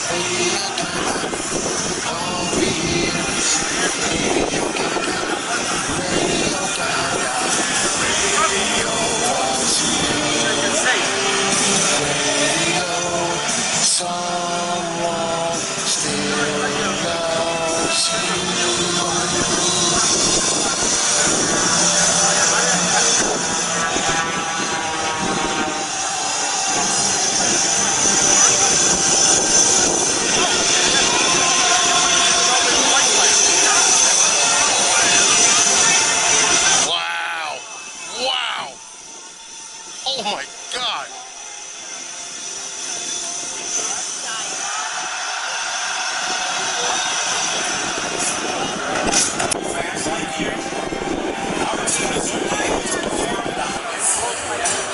As he continues to dive down out of that series of spins, you will see Kent Beach perform a series of aerobatic maneuvers. All the while, keeping a watchful eye on the ground below him and the reference points around him. Why is he doing that? Well, he wants to demonstrate to you that little airplane can indeed maintain not only stability, but also the ability to fly aerobatics without the aid of an engine. How does he do that? Well, it's all through energy management. As long as the nose goes down, Kent can maintain airspeed. Oh, okay. He can fly fly rolls. He can do whatever he can do with it, as long as he has the airspeed. In a few more moments, Kent will be low enough that we can bring the music down and you'll actually hear the wind rustling over the top of the wing. That airplane, an Interstate Cadet, is a fabric-covered airplane. Fabric just a little thicker than the bed sheet. Wow. Today, it's a special type of covering that they use, not cotton like it used to be back in the 1940s when this was a new airplane. But Kent Peach, part aerial entertainer, part educator, part comedian. Right now you're seeing a demonstration of just an aircraft without an engine in the expert hands of aviator Kent Peach. Look, you can see the propeller right there. It is completely stopped. J-Rabbit, bring down the music just a bit. Let's see if we can hear it. Kent Peach. He's still a little hot. He will be a guest on Commander Cobra Show. I arranged it. Right now in this dive. Here he goes.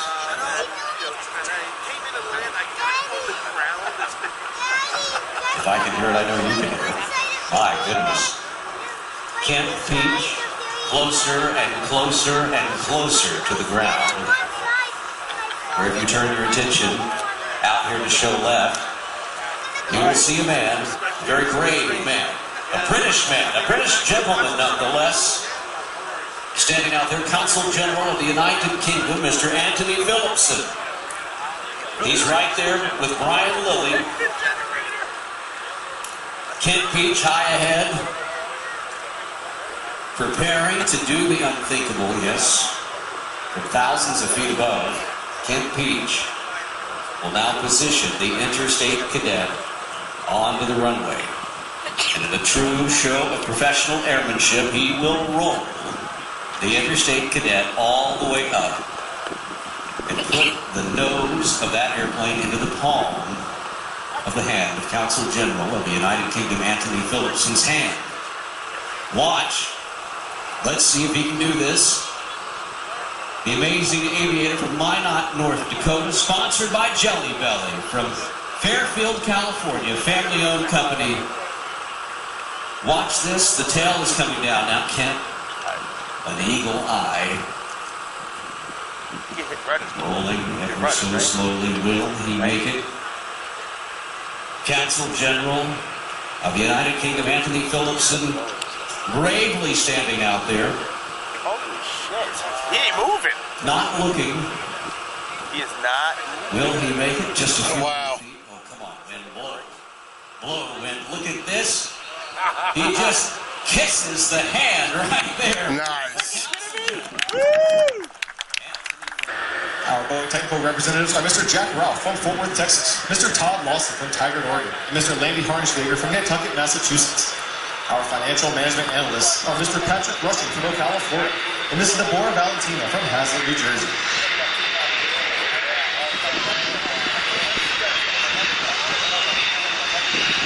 That's tight.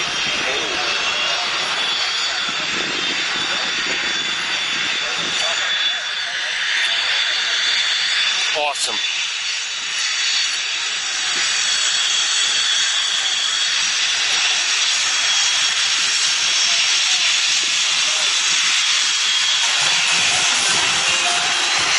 Yep, there we go. Look at the freaking grass blowing. Yo, look at the crisscross shit. Oh, that is sweet. There we go.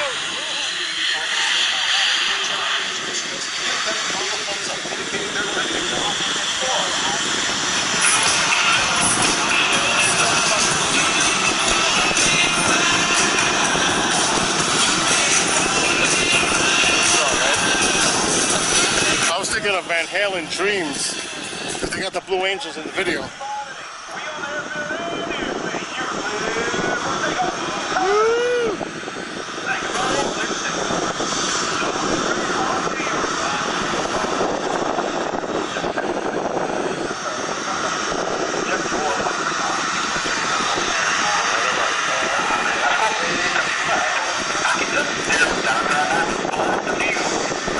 Here we go.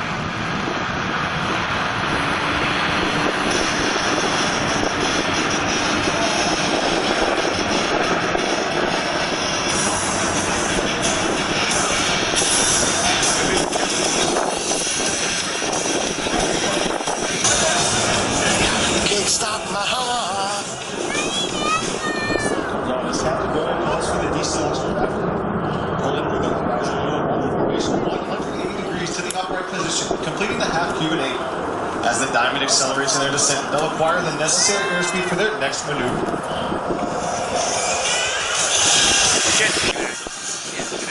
Nice.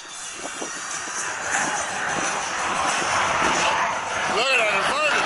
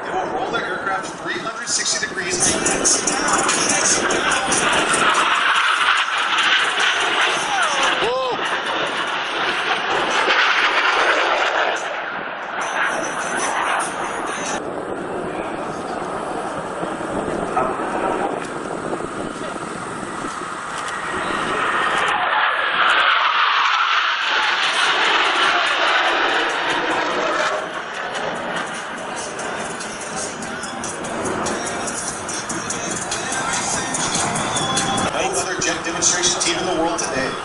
From the left, the Diamond Dirty Roll.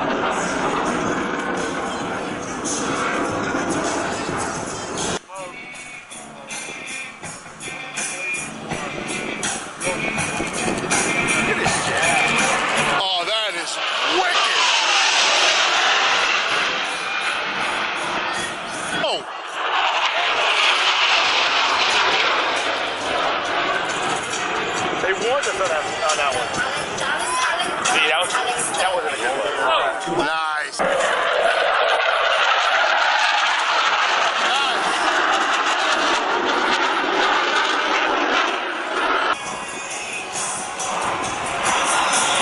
Look how tight. Oh, that is awesome.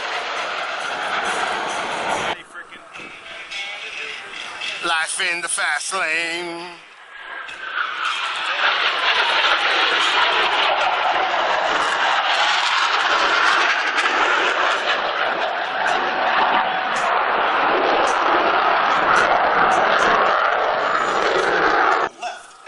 Nice.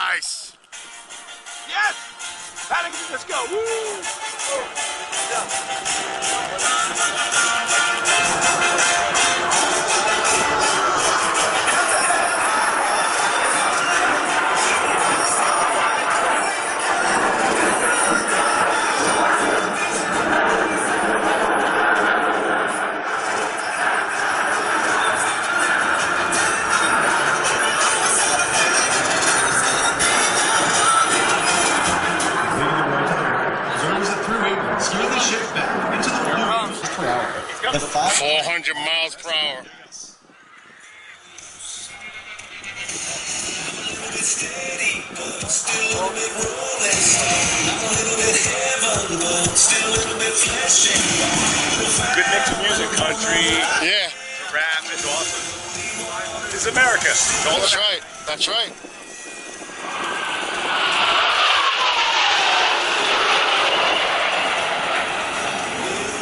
There's the buzz. They're gonna go up. Or not.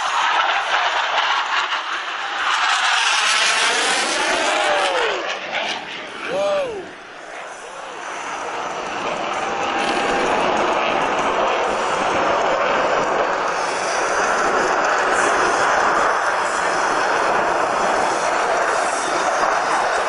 Right over. Look at this. Yes, that's how tight. Yep. Wow. Wow.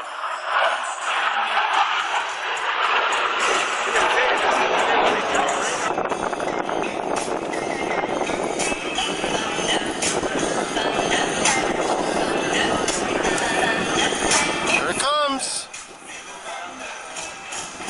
Good soundtrack. Nice. Oh man.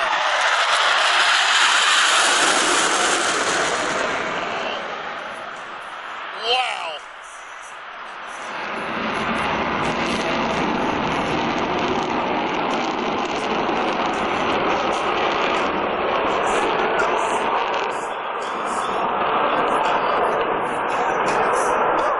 Wow.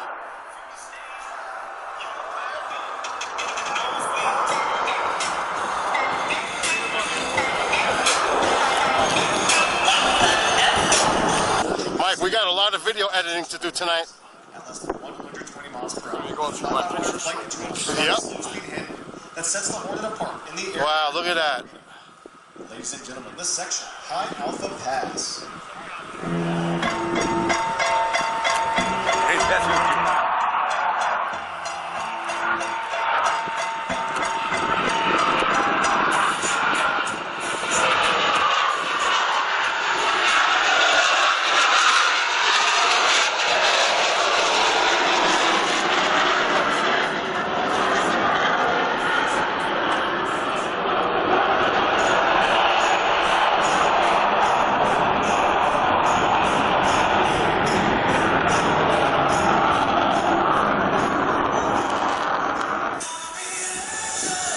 Nice. Look how tight. bit of buzz.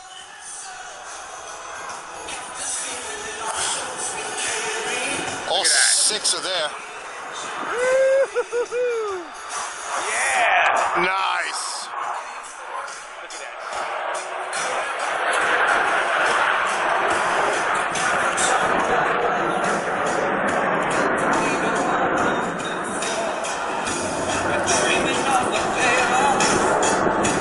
The struggles and the trade-offs.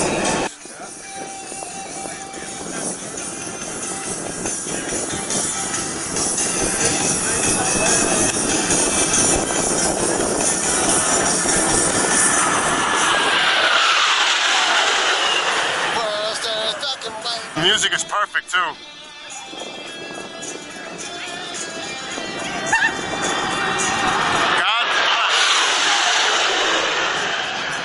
God bless the USA, baby.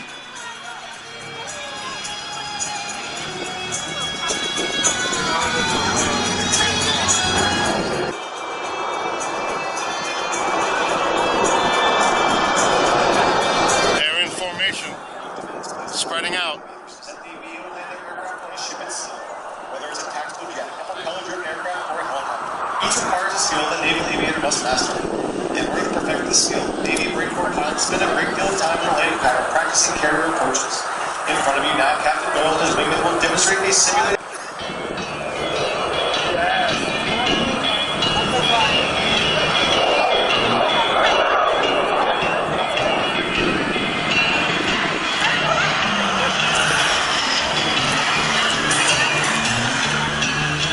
That's it, they're done. They're landing. Yeah, that's it. They're done. It was awesome, though.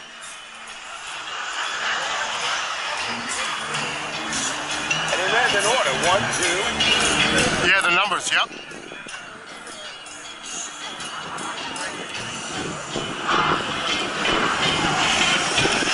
Okay, number 3. Woo, number 3.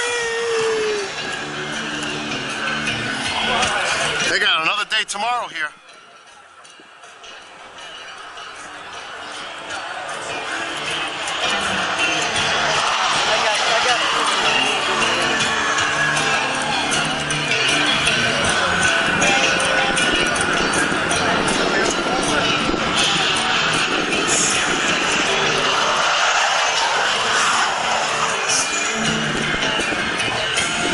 Last one.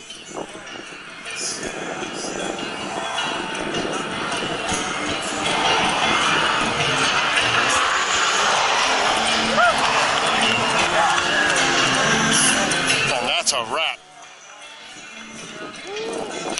Well, let's wait for Ed before we go in.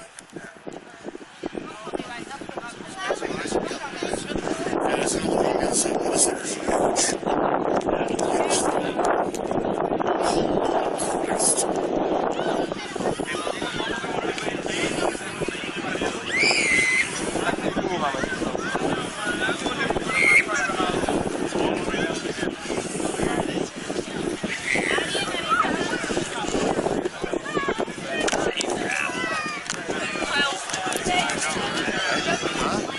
Basically these two then. I think so, right? I thought I saw more earlier, no? No, when we came out. It was just the two? So we're not going to get to see the F-14. You know, whatever. Oh, hell no. They've got those.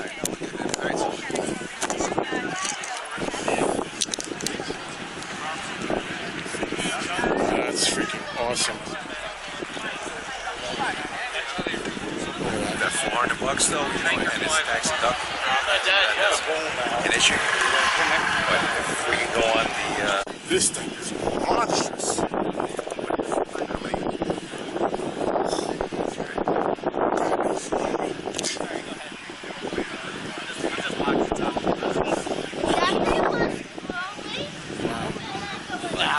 The apple with the statue. Yeah, that is cool. New York, baby. The apple Stewart too, at the airport. Wow, that is so cool.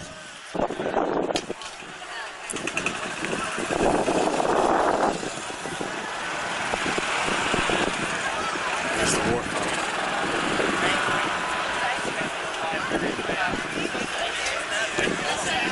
It's freaking awesome here.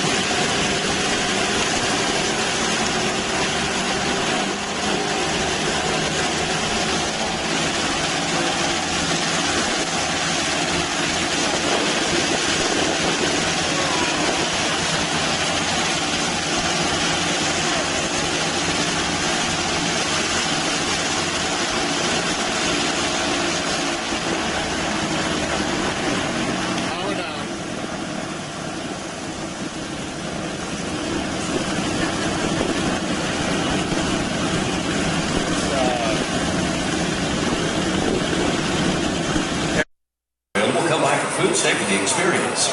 Interstate Waste, Atlas Air, CHA Companies, Newburgh Toyota.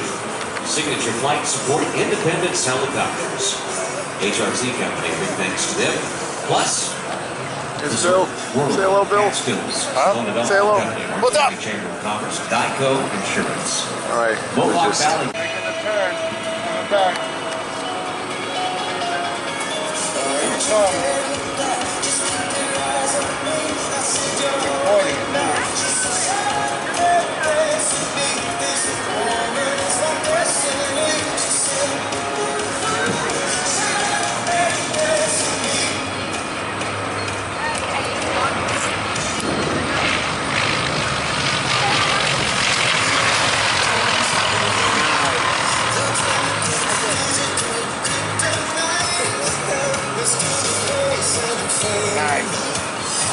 That's nice. And there's Ed.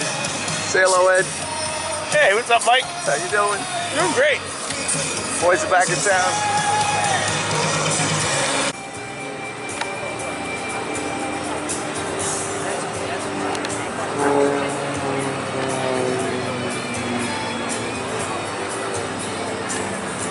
Mike Wiskus from Lucas Oil, orbiting. He'll be back for a quick teaser right after this. You can just imagine what that cadet is thinking right now. Possibly some friends and family here on the ground. We're glad that you're here. And the flag is out. We're just moments away now from our nation's national anthem this morning.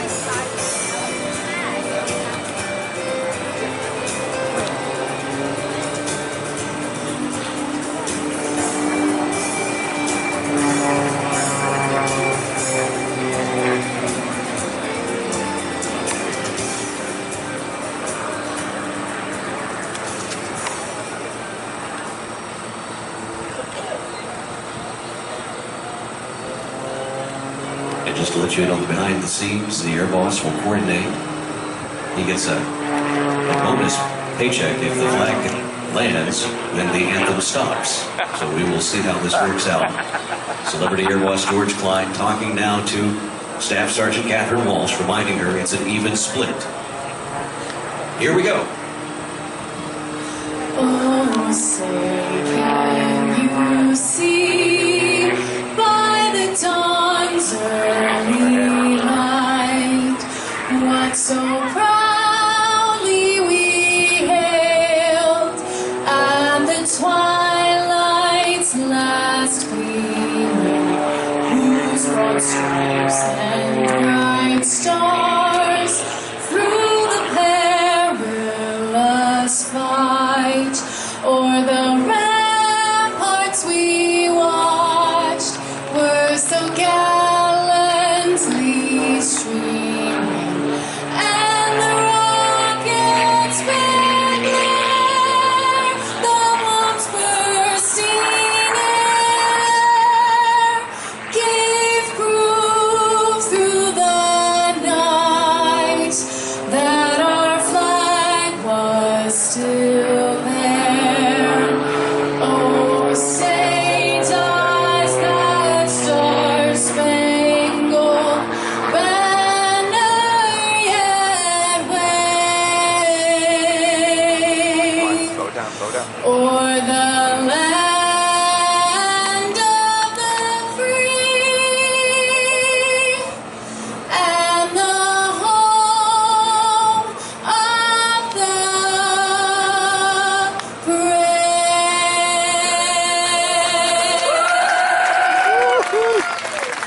Great job there by Staff Sergeant Catherine Walsh. Wonderful job. We are now moving. Even in your 40s. It's ancient history to you. You've never heard the story of the Doolittle Tokyo Raiders. Well, let me tell you, they are some of the finest Americans you've ever met. Our relationship today, if you're right about China, when Dick Cole passed away last year, and all of the Raiders, they will tell you this: the Chinese people took such great care of them when they walked out of China. That's where most of them landed. They were the reason, the Chinese people, they were the reason that the Doolittle Raiders made it to safety. The Japanese knew that. They slaughtered over 250,000 of the Chinese people in retaliation for helping those Doolittle Raiders get out of the country. So to their dying day, the Doolittle Tokyo Raiders, all 80 of them, had a special place in their heart for the Chinese people. Today, Larry Kelly and his friends there at the Delaware Aviation Museum Foundation asked by the B-25. You too can go fly on this airplane as soon as it lands.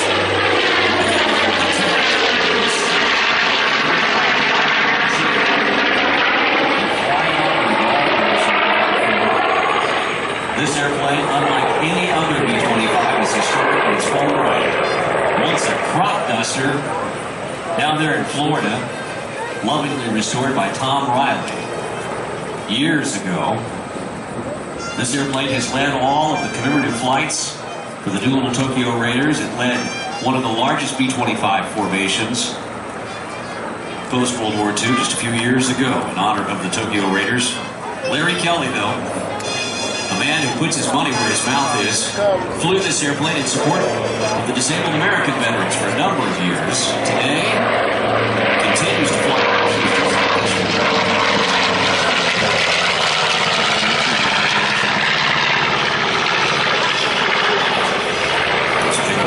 Thundering past. What does it sound right there? With all of the lives that it had to carry to deliver the weapons, it can only carry about 3,000 pounds of bombs. That's it, 3,000 pounds of bombs. By the end of the war, the single-engine Sky Raider could carry more than that. A lot of lives to deliver those 3,000 pounds of bombs. Here's Larry in the flare. He's going to hold it up, watch it. It gets about 150 landings per tire. They don't make them anymore either.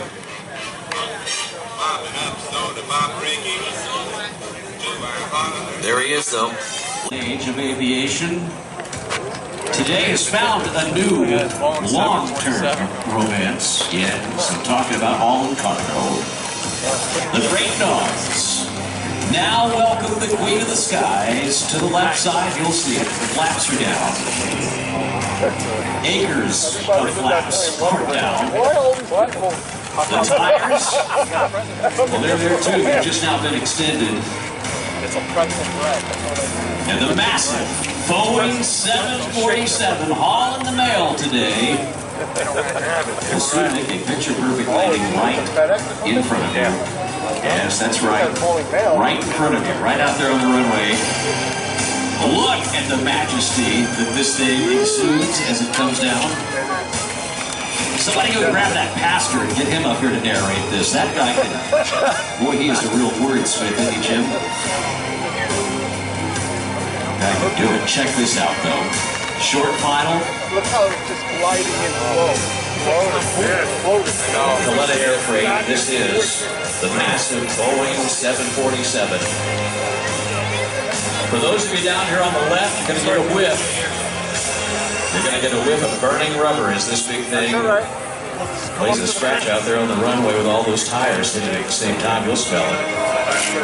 But just check this out. An amazing display here as the Queen of the Skies makes her way back here to Stewart International Airport. Ladies and gentlemen, round of applause for the Boeing 747.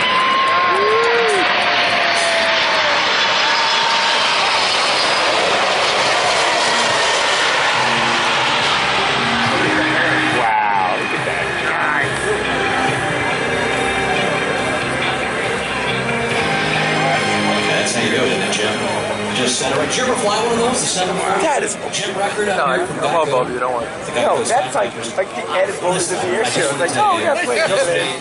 We're not. Red Arrow number 10. Come up here and show us how it's done. It's gonna be fun. Jay Rabbit, are you ready back there? Are you standing? Your job's gonna be very easy. Just so you know, a little behind the scenes. Our American jet teams, the Blue Angels, the Thunderbirds, they have these massive trailers, massive comm carts that set up with satellite antennas and all this kind of craziness. Squadron leader Adam Collins has arrived with a backpack, a handheld radio, and some sunglasses, and the coolest accent you have ever heard. Almost could be getting lost.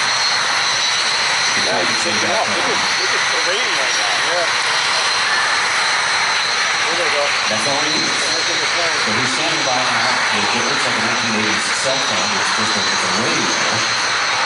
And he's talking to presumably not his mother right now, but the man over the one.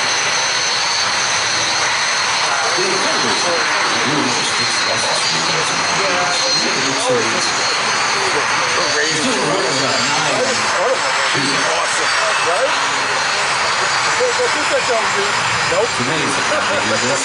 Here he goes. Got his handy wind speed gauge as well. Meanwhile, the squadron mates out there lining up. It looks like an orchestrated helicopter.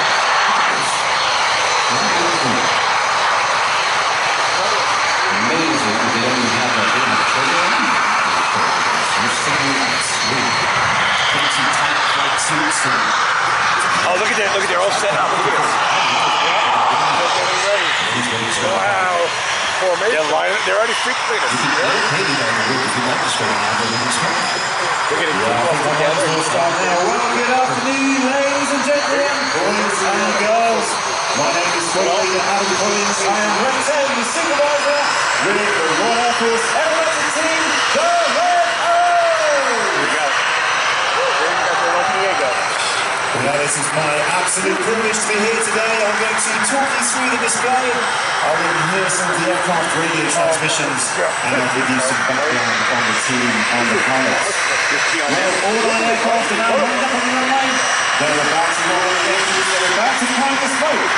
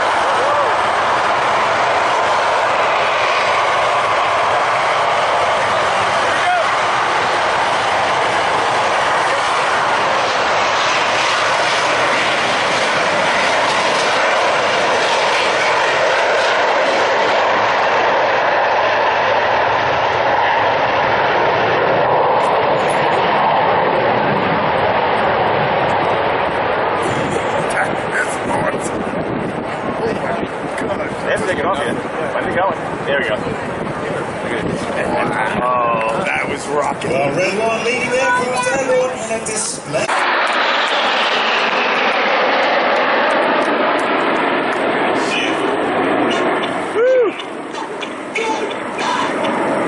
Red One moves the aircraft open. Look at that. In battle formation, the patriotic red, white and blue flag flying behind.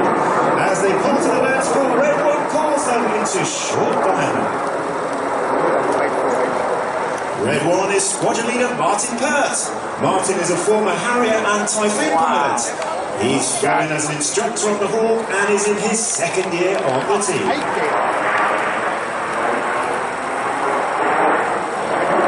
The aircraft complete the loop, changing from big battle to short diamond before banking around to the right.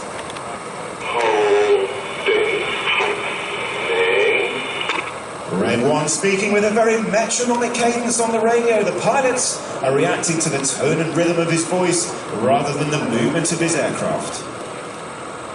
Well, this year we are celebrating several anniversaries, the first of which is the 50th anniversary of the Apollo moon landing. So, as a tribute to that, in from the right-hand side, Red One has called the aircraft into Apollo, replicating the Apollo landing craft, ready for the Apollo roll.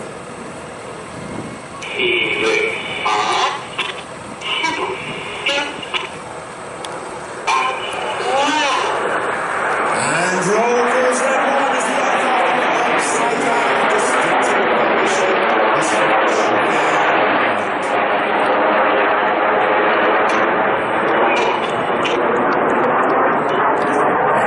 Red One is one of our new pilots for 2019. That's Red 2 Flight Lieutenant Damo Green. Damo has previously flown the Hawk as an aggressor pilot. He joined the team from the front line, having flown the Typhoon. Much like the Blue Angels and the Thunderbirds, all of the pilots and ground crew on the team are on active duty and will return to the front line or to training aircraft once their time on the team has completed. Well, out to the left, the smoke is back on as the team formate into their next iconic shape. This time, the supersonic airliner that first flew 50 years ago. It is, of course, Concorde. Yeah! I just said it. As the aircraft come towards us, the nose lights will come on. Reds 8 and 9 will be below the formation, looking like the engines on the Concorde on approach here into Stewart. The smoke about to come on, ready for the Concorde loop.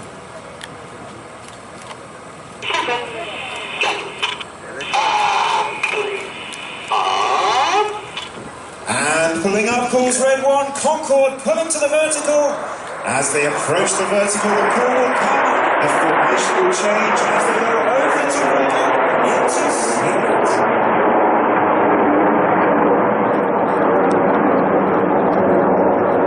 There at the top of the loop, Red 1 has brought the aircraft into single formation. He'll complete the loop before twisting to the left in the single result. You must be getting amazing photos right now.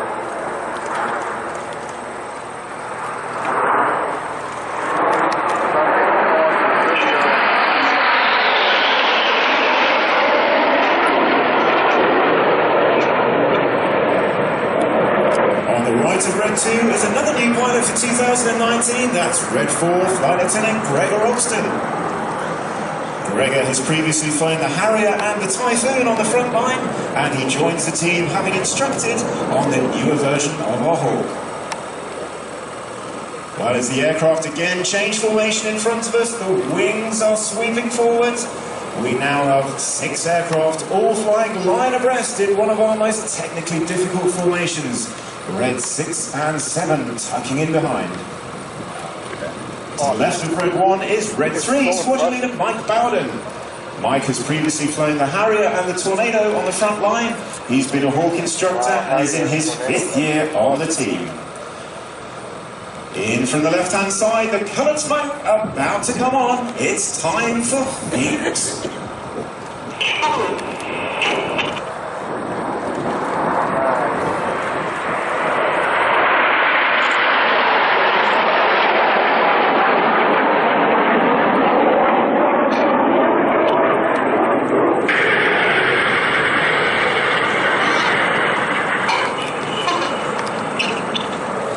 Well, as the smoke of Phoenix goes off, the aircraft about to bank around to the right. We're about to represent another aircraft that was the stalwart of combat operations in Bomber Command in World War II.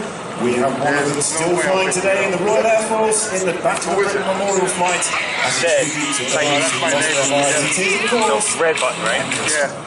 Got it. That's your phone, not my hand. In from the right-hand side, the nose lights will come on towards us. The smoke about to come on, ready for the Lancaster roll. Thank you for picking it up. You're welcome. Well, answering it, whatever. Wow, this is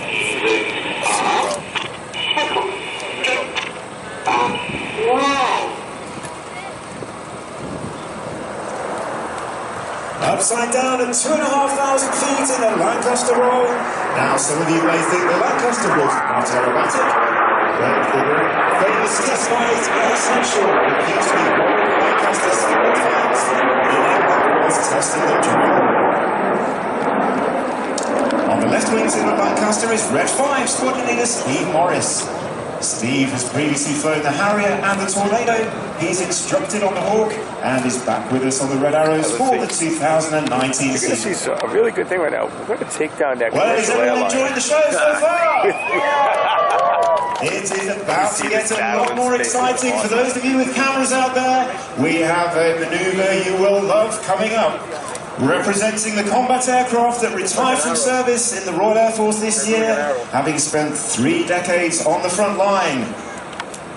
Reds 8 and 9 have moved into trail. We are about to see Tornado. As the nose lights come on towards us, the air brakes will come out, the smoke will come on, the call for 8 and 9 to roll will come. Get those cameras ready.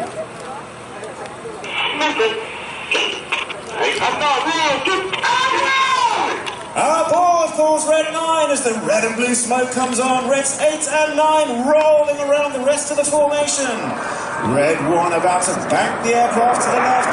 Changing smoke colors.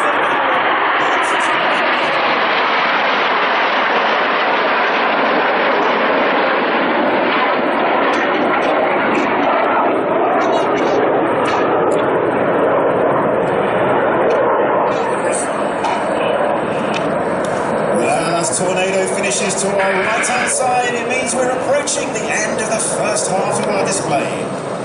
So far you've seen all 9 aircraft in close formation aerobatic shapes across the sky. Well, as we enter the second half, we're about to step up the tempo. We are about to shift up a gear as Red One splits the formation down into 2 sections. Now we the can front section of 5 aircraft is nicknamed Enid, after Enid Blyton, a famous British children's author who wrote about the famous 5. The rear section of 4 will split down again into the synchro pair or opposition solos, Red 6 and 7, ready for the dynamic crossing manoeuvres. Smell the gas? Well, the aircraft are back into that difficult Phoenix formation. You can see them coming back towards us at show center. Red 1 is about to pull up to the vertical with 7 jets, leaving Red 6 and 7 down low to prepare for the first of their opposition manoeuvres. Out to show center, you can see the nose lights now. It's time for the spectacular palm split. There we go. And pulling up pulls Red 1, 7 aircraft pulling to the vertical, about to make a beautiful palm tree.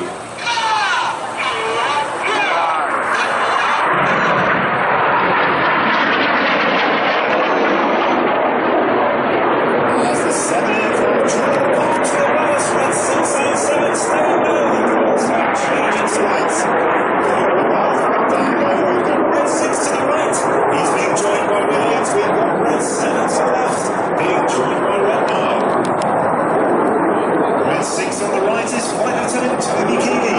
He's a former Tornado pilot and hawk instructor and leader of the synchro pair.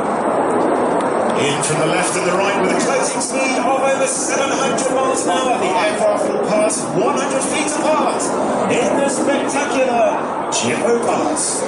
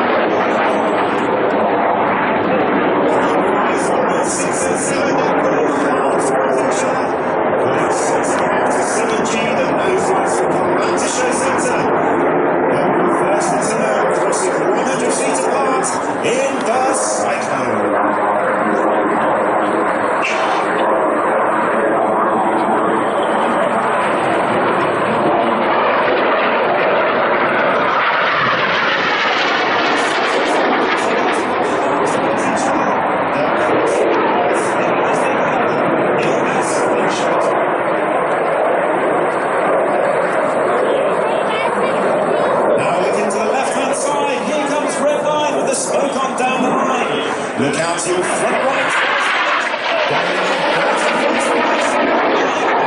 Straight down the middle. In the goose.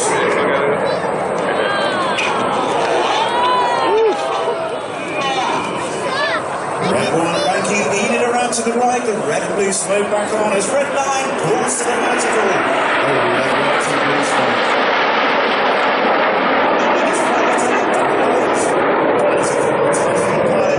Instructor, and he's on his 3rd and final year with the team. Red 1 switches from colour to white smoke out to our left. Now looks straight ahead out to show centre. Here's the 2 lights of the synchro pair coming towards us. As they pull to the vertical, it's time for the heart.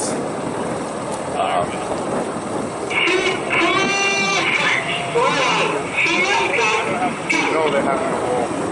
Red 6 and 7, the synchro pair, the white smoke on as they pull over the top of the heart. We would like to dedicate the heart today to all 11 people here in New York who have made the team feel so welcome. Now we come to the top right. Here comes Red 8, he's smoke on. He's going to spear the heart. Right there.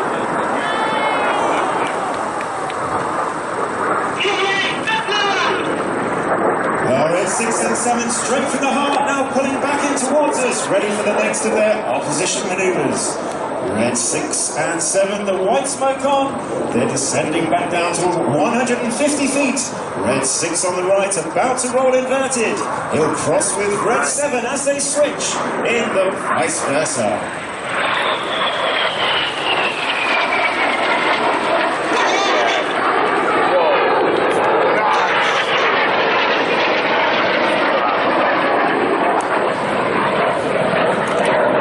The aircraft pull out behind us, the smoke goes off.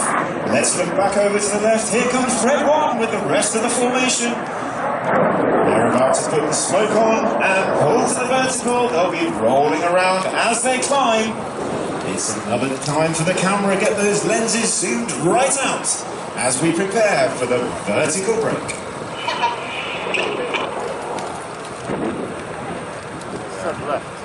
Oh, there you go. And pulling up calls Red 1 on the left-hand side. 7 aircraft pulling to the vertical. He's about to feed in the right roll as they approach the top. They'll be easing over the top at 150 miles an hour. Ready for vertical break.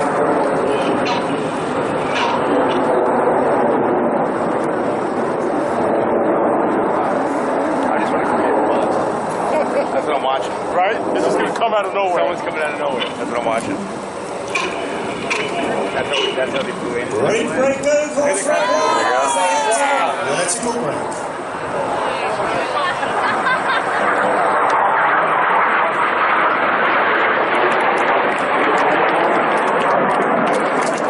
That's cool.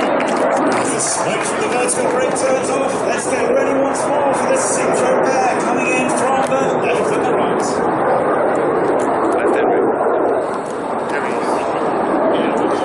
Red 6 and 7 running in down the line, 100 feet.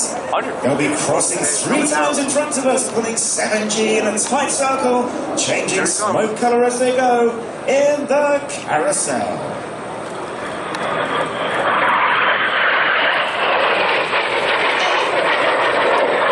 When the blue smoke comes on, Red 6 and 7 pulling 7G towards each other. As they cross in the back of the circle, the smoke colour will change, leaving a red and blue half of the circle.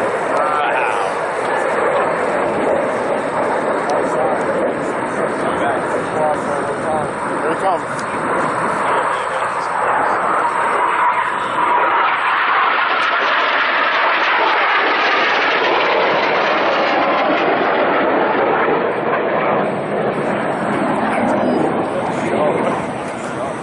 Awesome.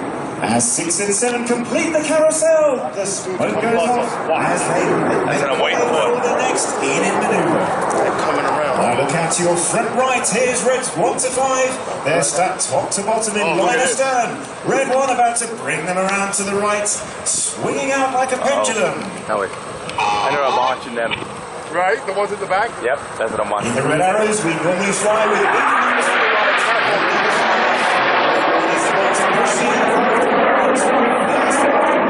This time we've got even numbers on the left, odd numbers on the right. To get back to the correct side, we're going to cross straight through the middle. It's time for the slalom. That's what I said.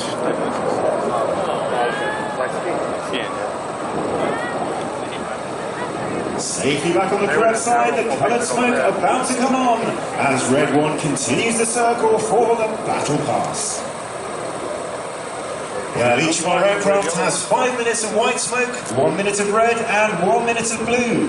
All carefully choreographed by Red 1 to make sure there's no aircraft running out of smoke during the display. The pilots operating the smoke using 3 buttons on the control stick, timed once again by Red 1's voice and his hands.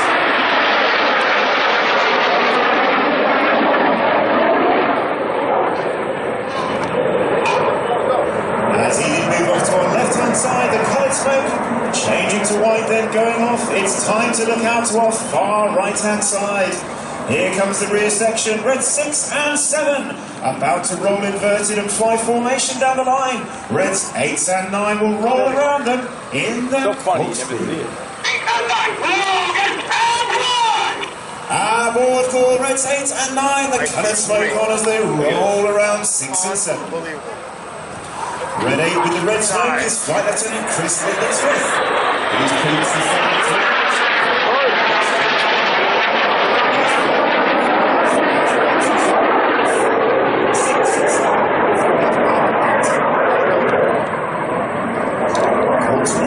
off to our left-hand side, the aircraft rolling the right way up to make way for Enid, coming in from the left.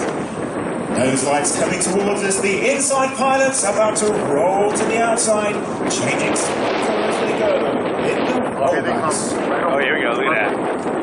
Oh, nice.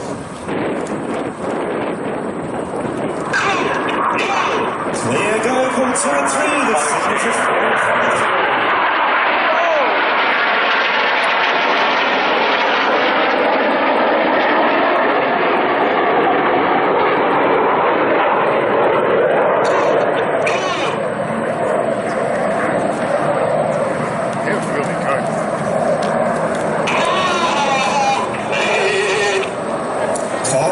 Sings red 5 as the symmetrical rollbacks finish to our right-hand side. Red 1 changing to white smoke, banking the aircraft ground. Well, it's time to look straight ahead from show center. Let's pick out the nose lights in the rear section. The smoke comes on. 4 aircraft coming towards us. Down from level with the cloud. The colored smoke's on. Get those cameras ready for the Checo break. There it is. Where? Right there. Yep. Nice. That's 6 and 7 for the last time. Changing to white. They're about to pull up once more for the last of their position passes.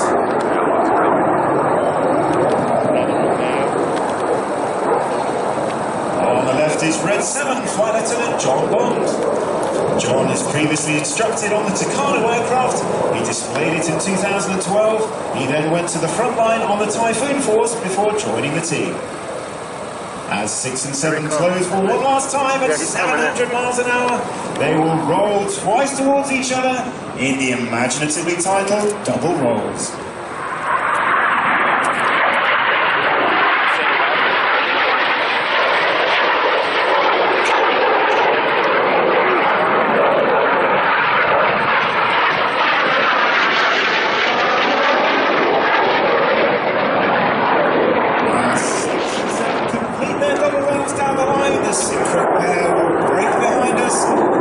Straight ahead out to show center for the show finale. 7 aircraft together, the smoke comes on for the spectacular Vixen break. Here we go. Ladies and gentlemen, you've been watching the Red Arrow!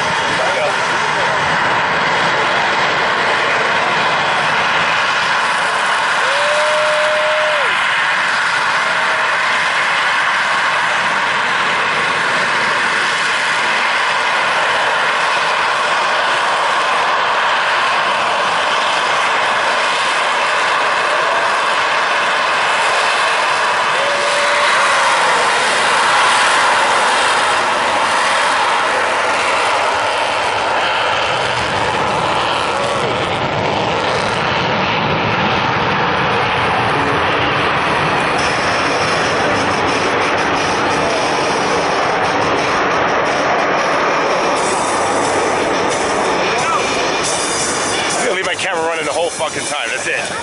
Because they're gonna buzz us. Get ready. Woohoo!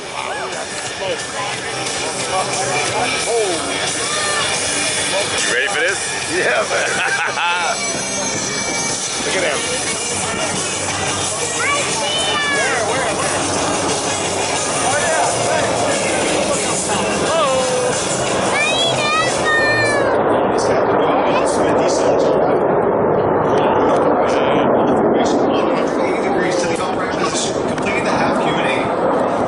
Accelerates their descent. They'll acquire the necessary airspeed for their next maneuver. We're getting buzzed. I know it. Where's number 5?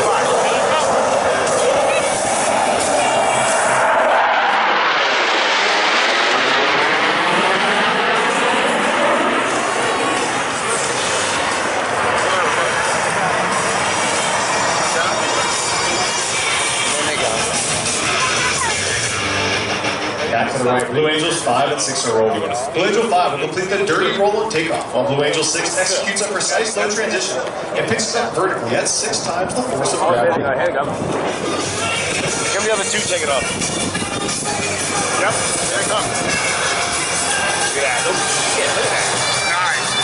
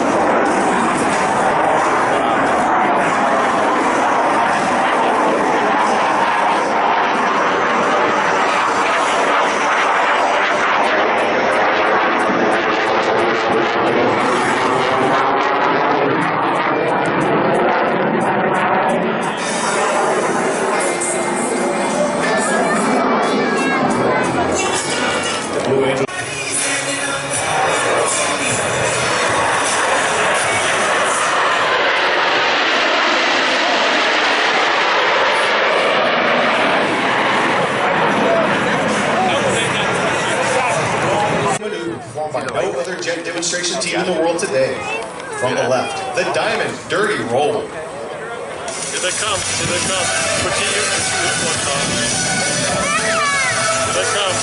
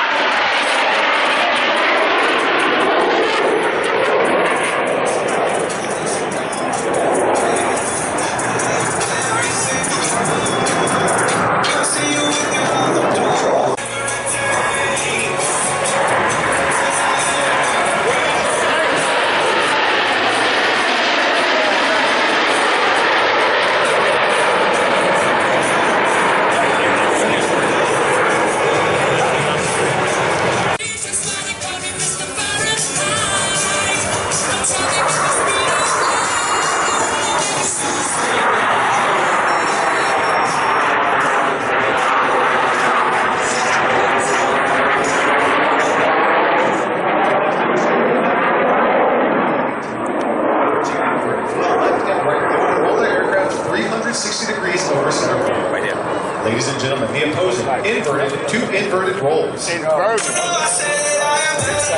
Oh, here's the rap.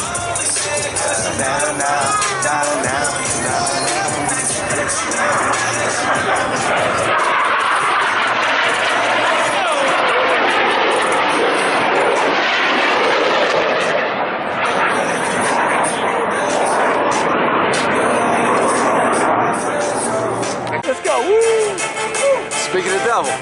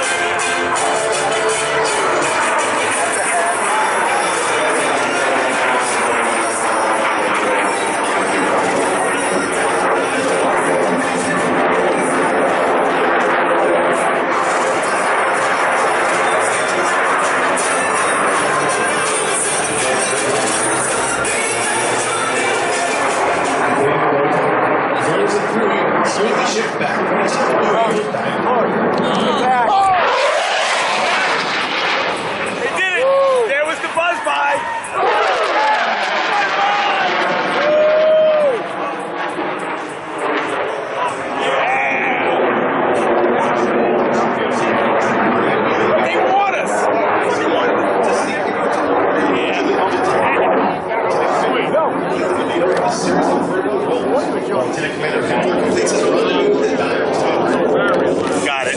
I got it. Good mix of music, country, the rap is awesome.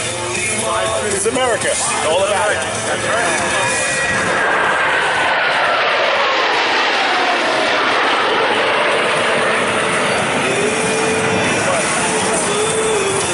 As they exit to the left, Captain Doyle calls for another formation change prior to detaching Blue Angel number 5. Music is perfect too.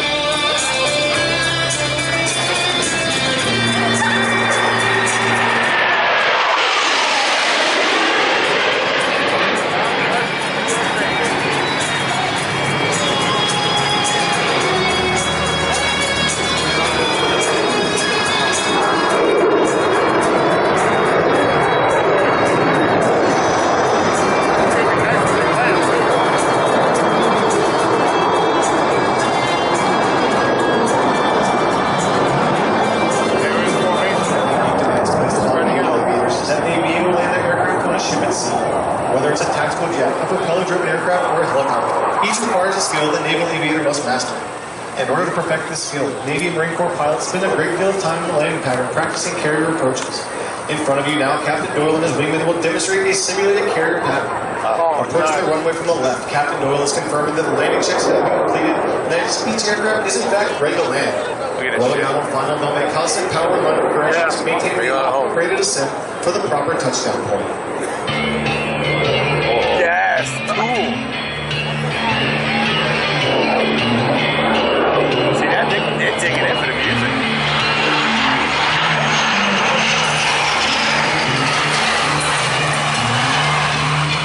That's it, they're done. They land. Yeah, they're done.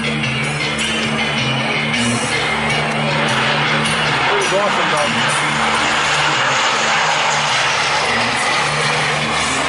And he lands in order. 1, 2. Yeah, the numbers, yep.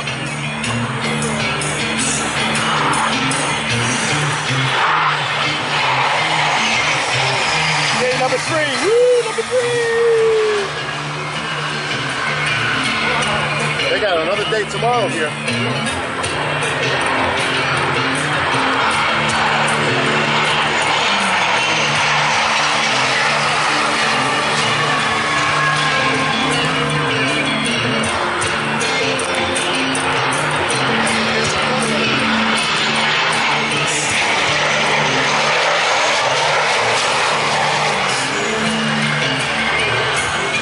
Last one. There you go.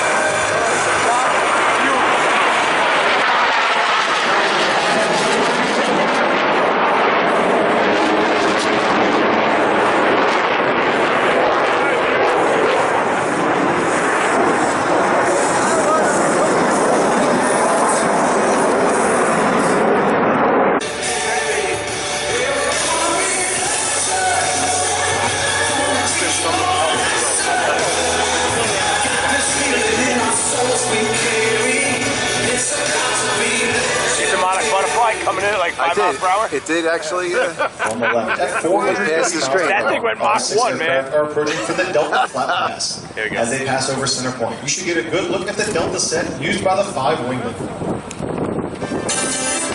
There it is, dog. There it is. The video has the full angles, that's why. Perfect song. There we go.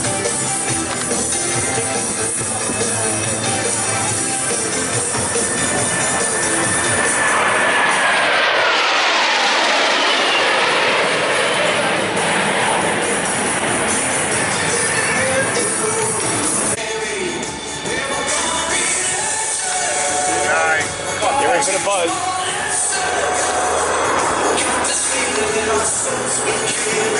Look at that. Yeah. Look at that.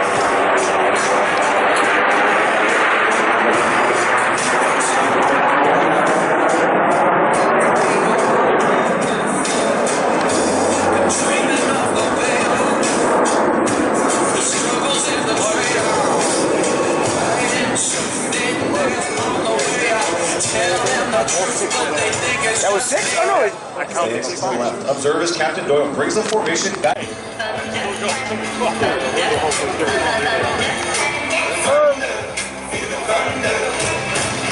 Good sound.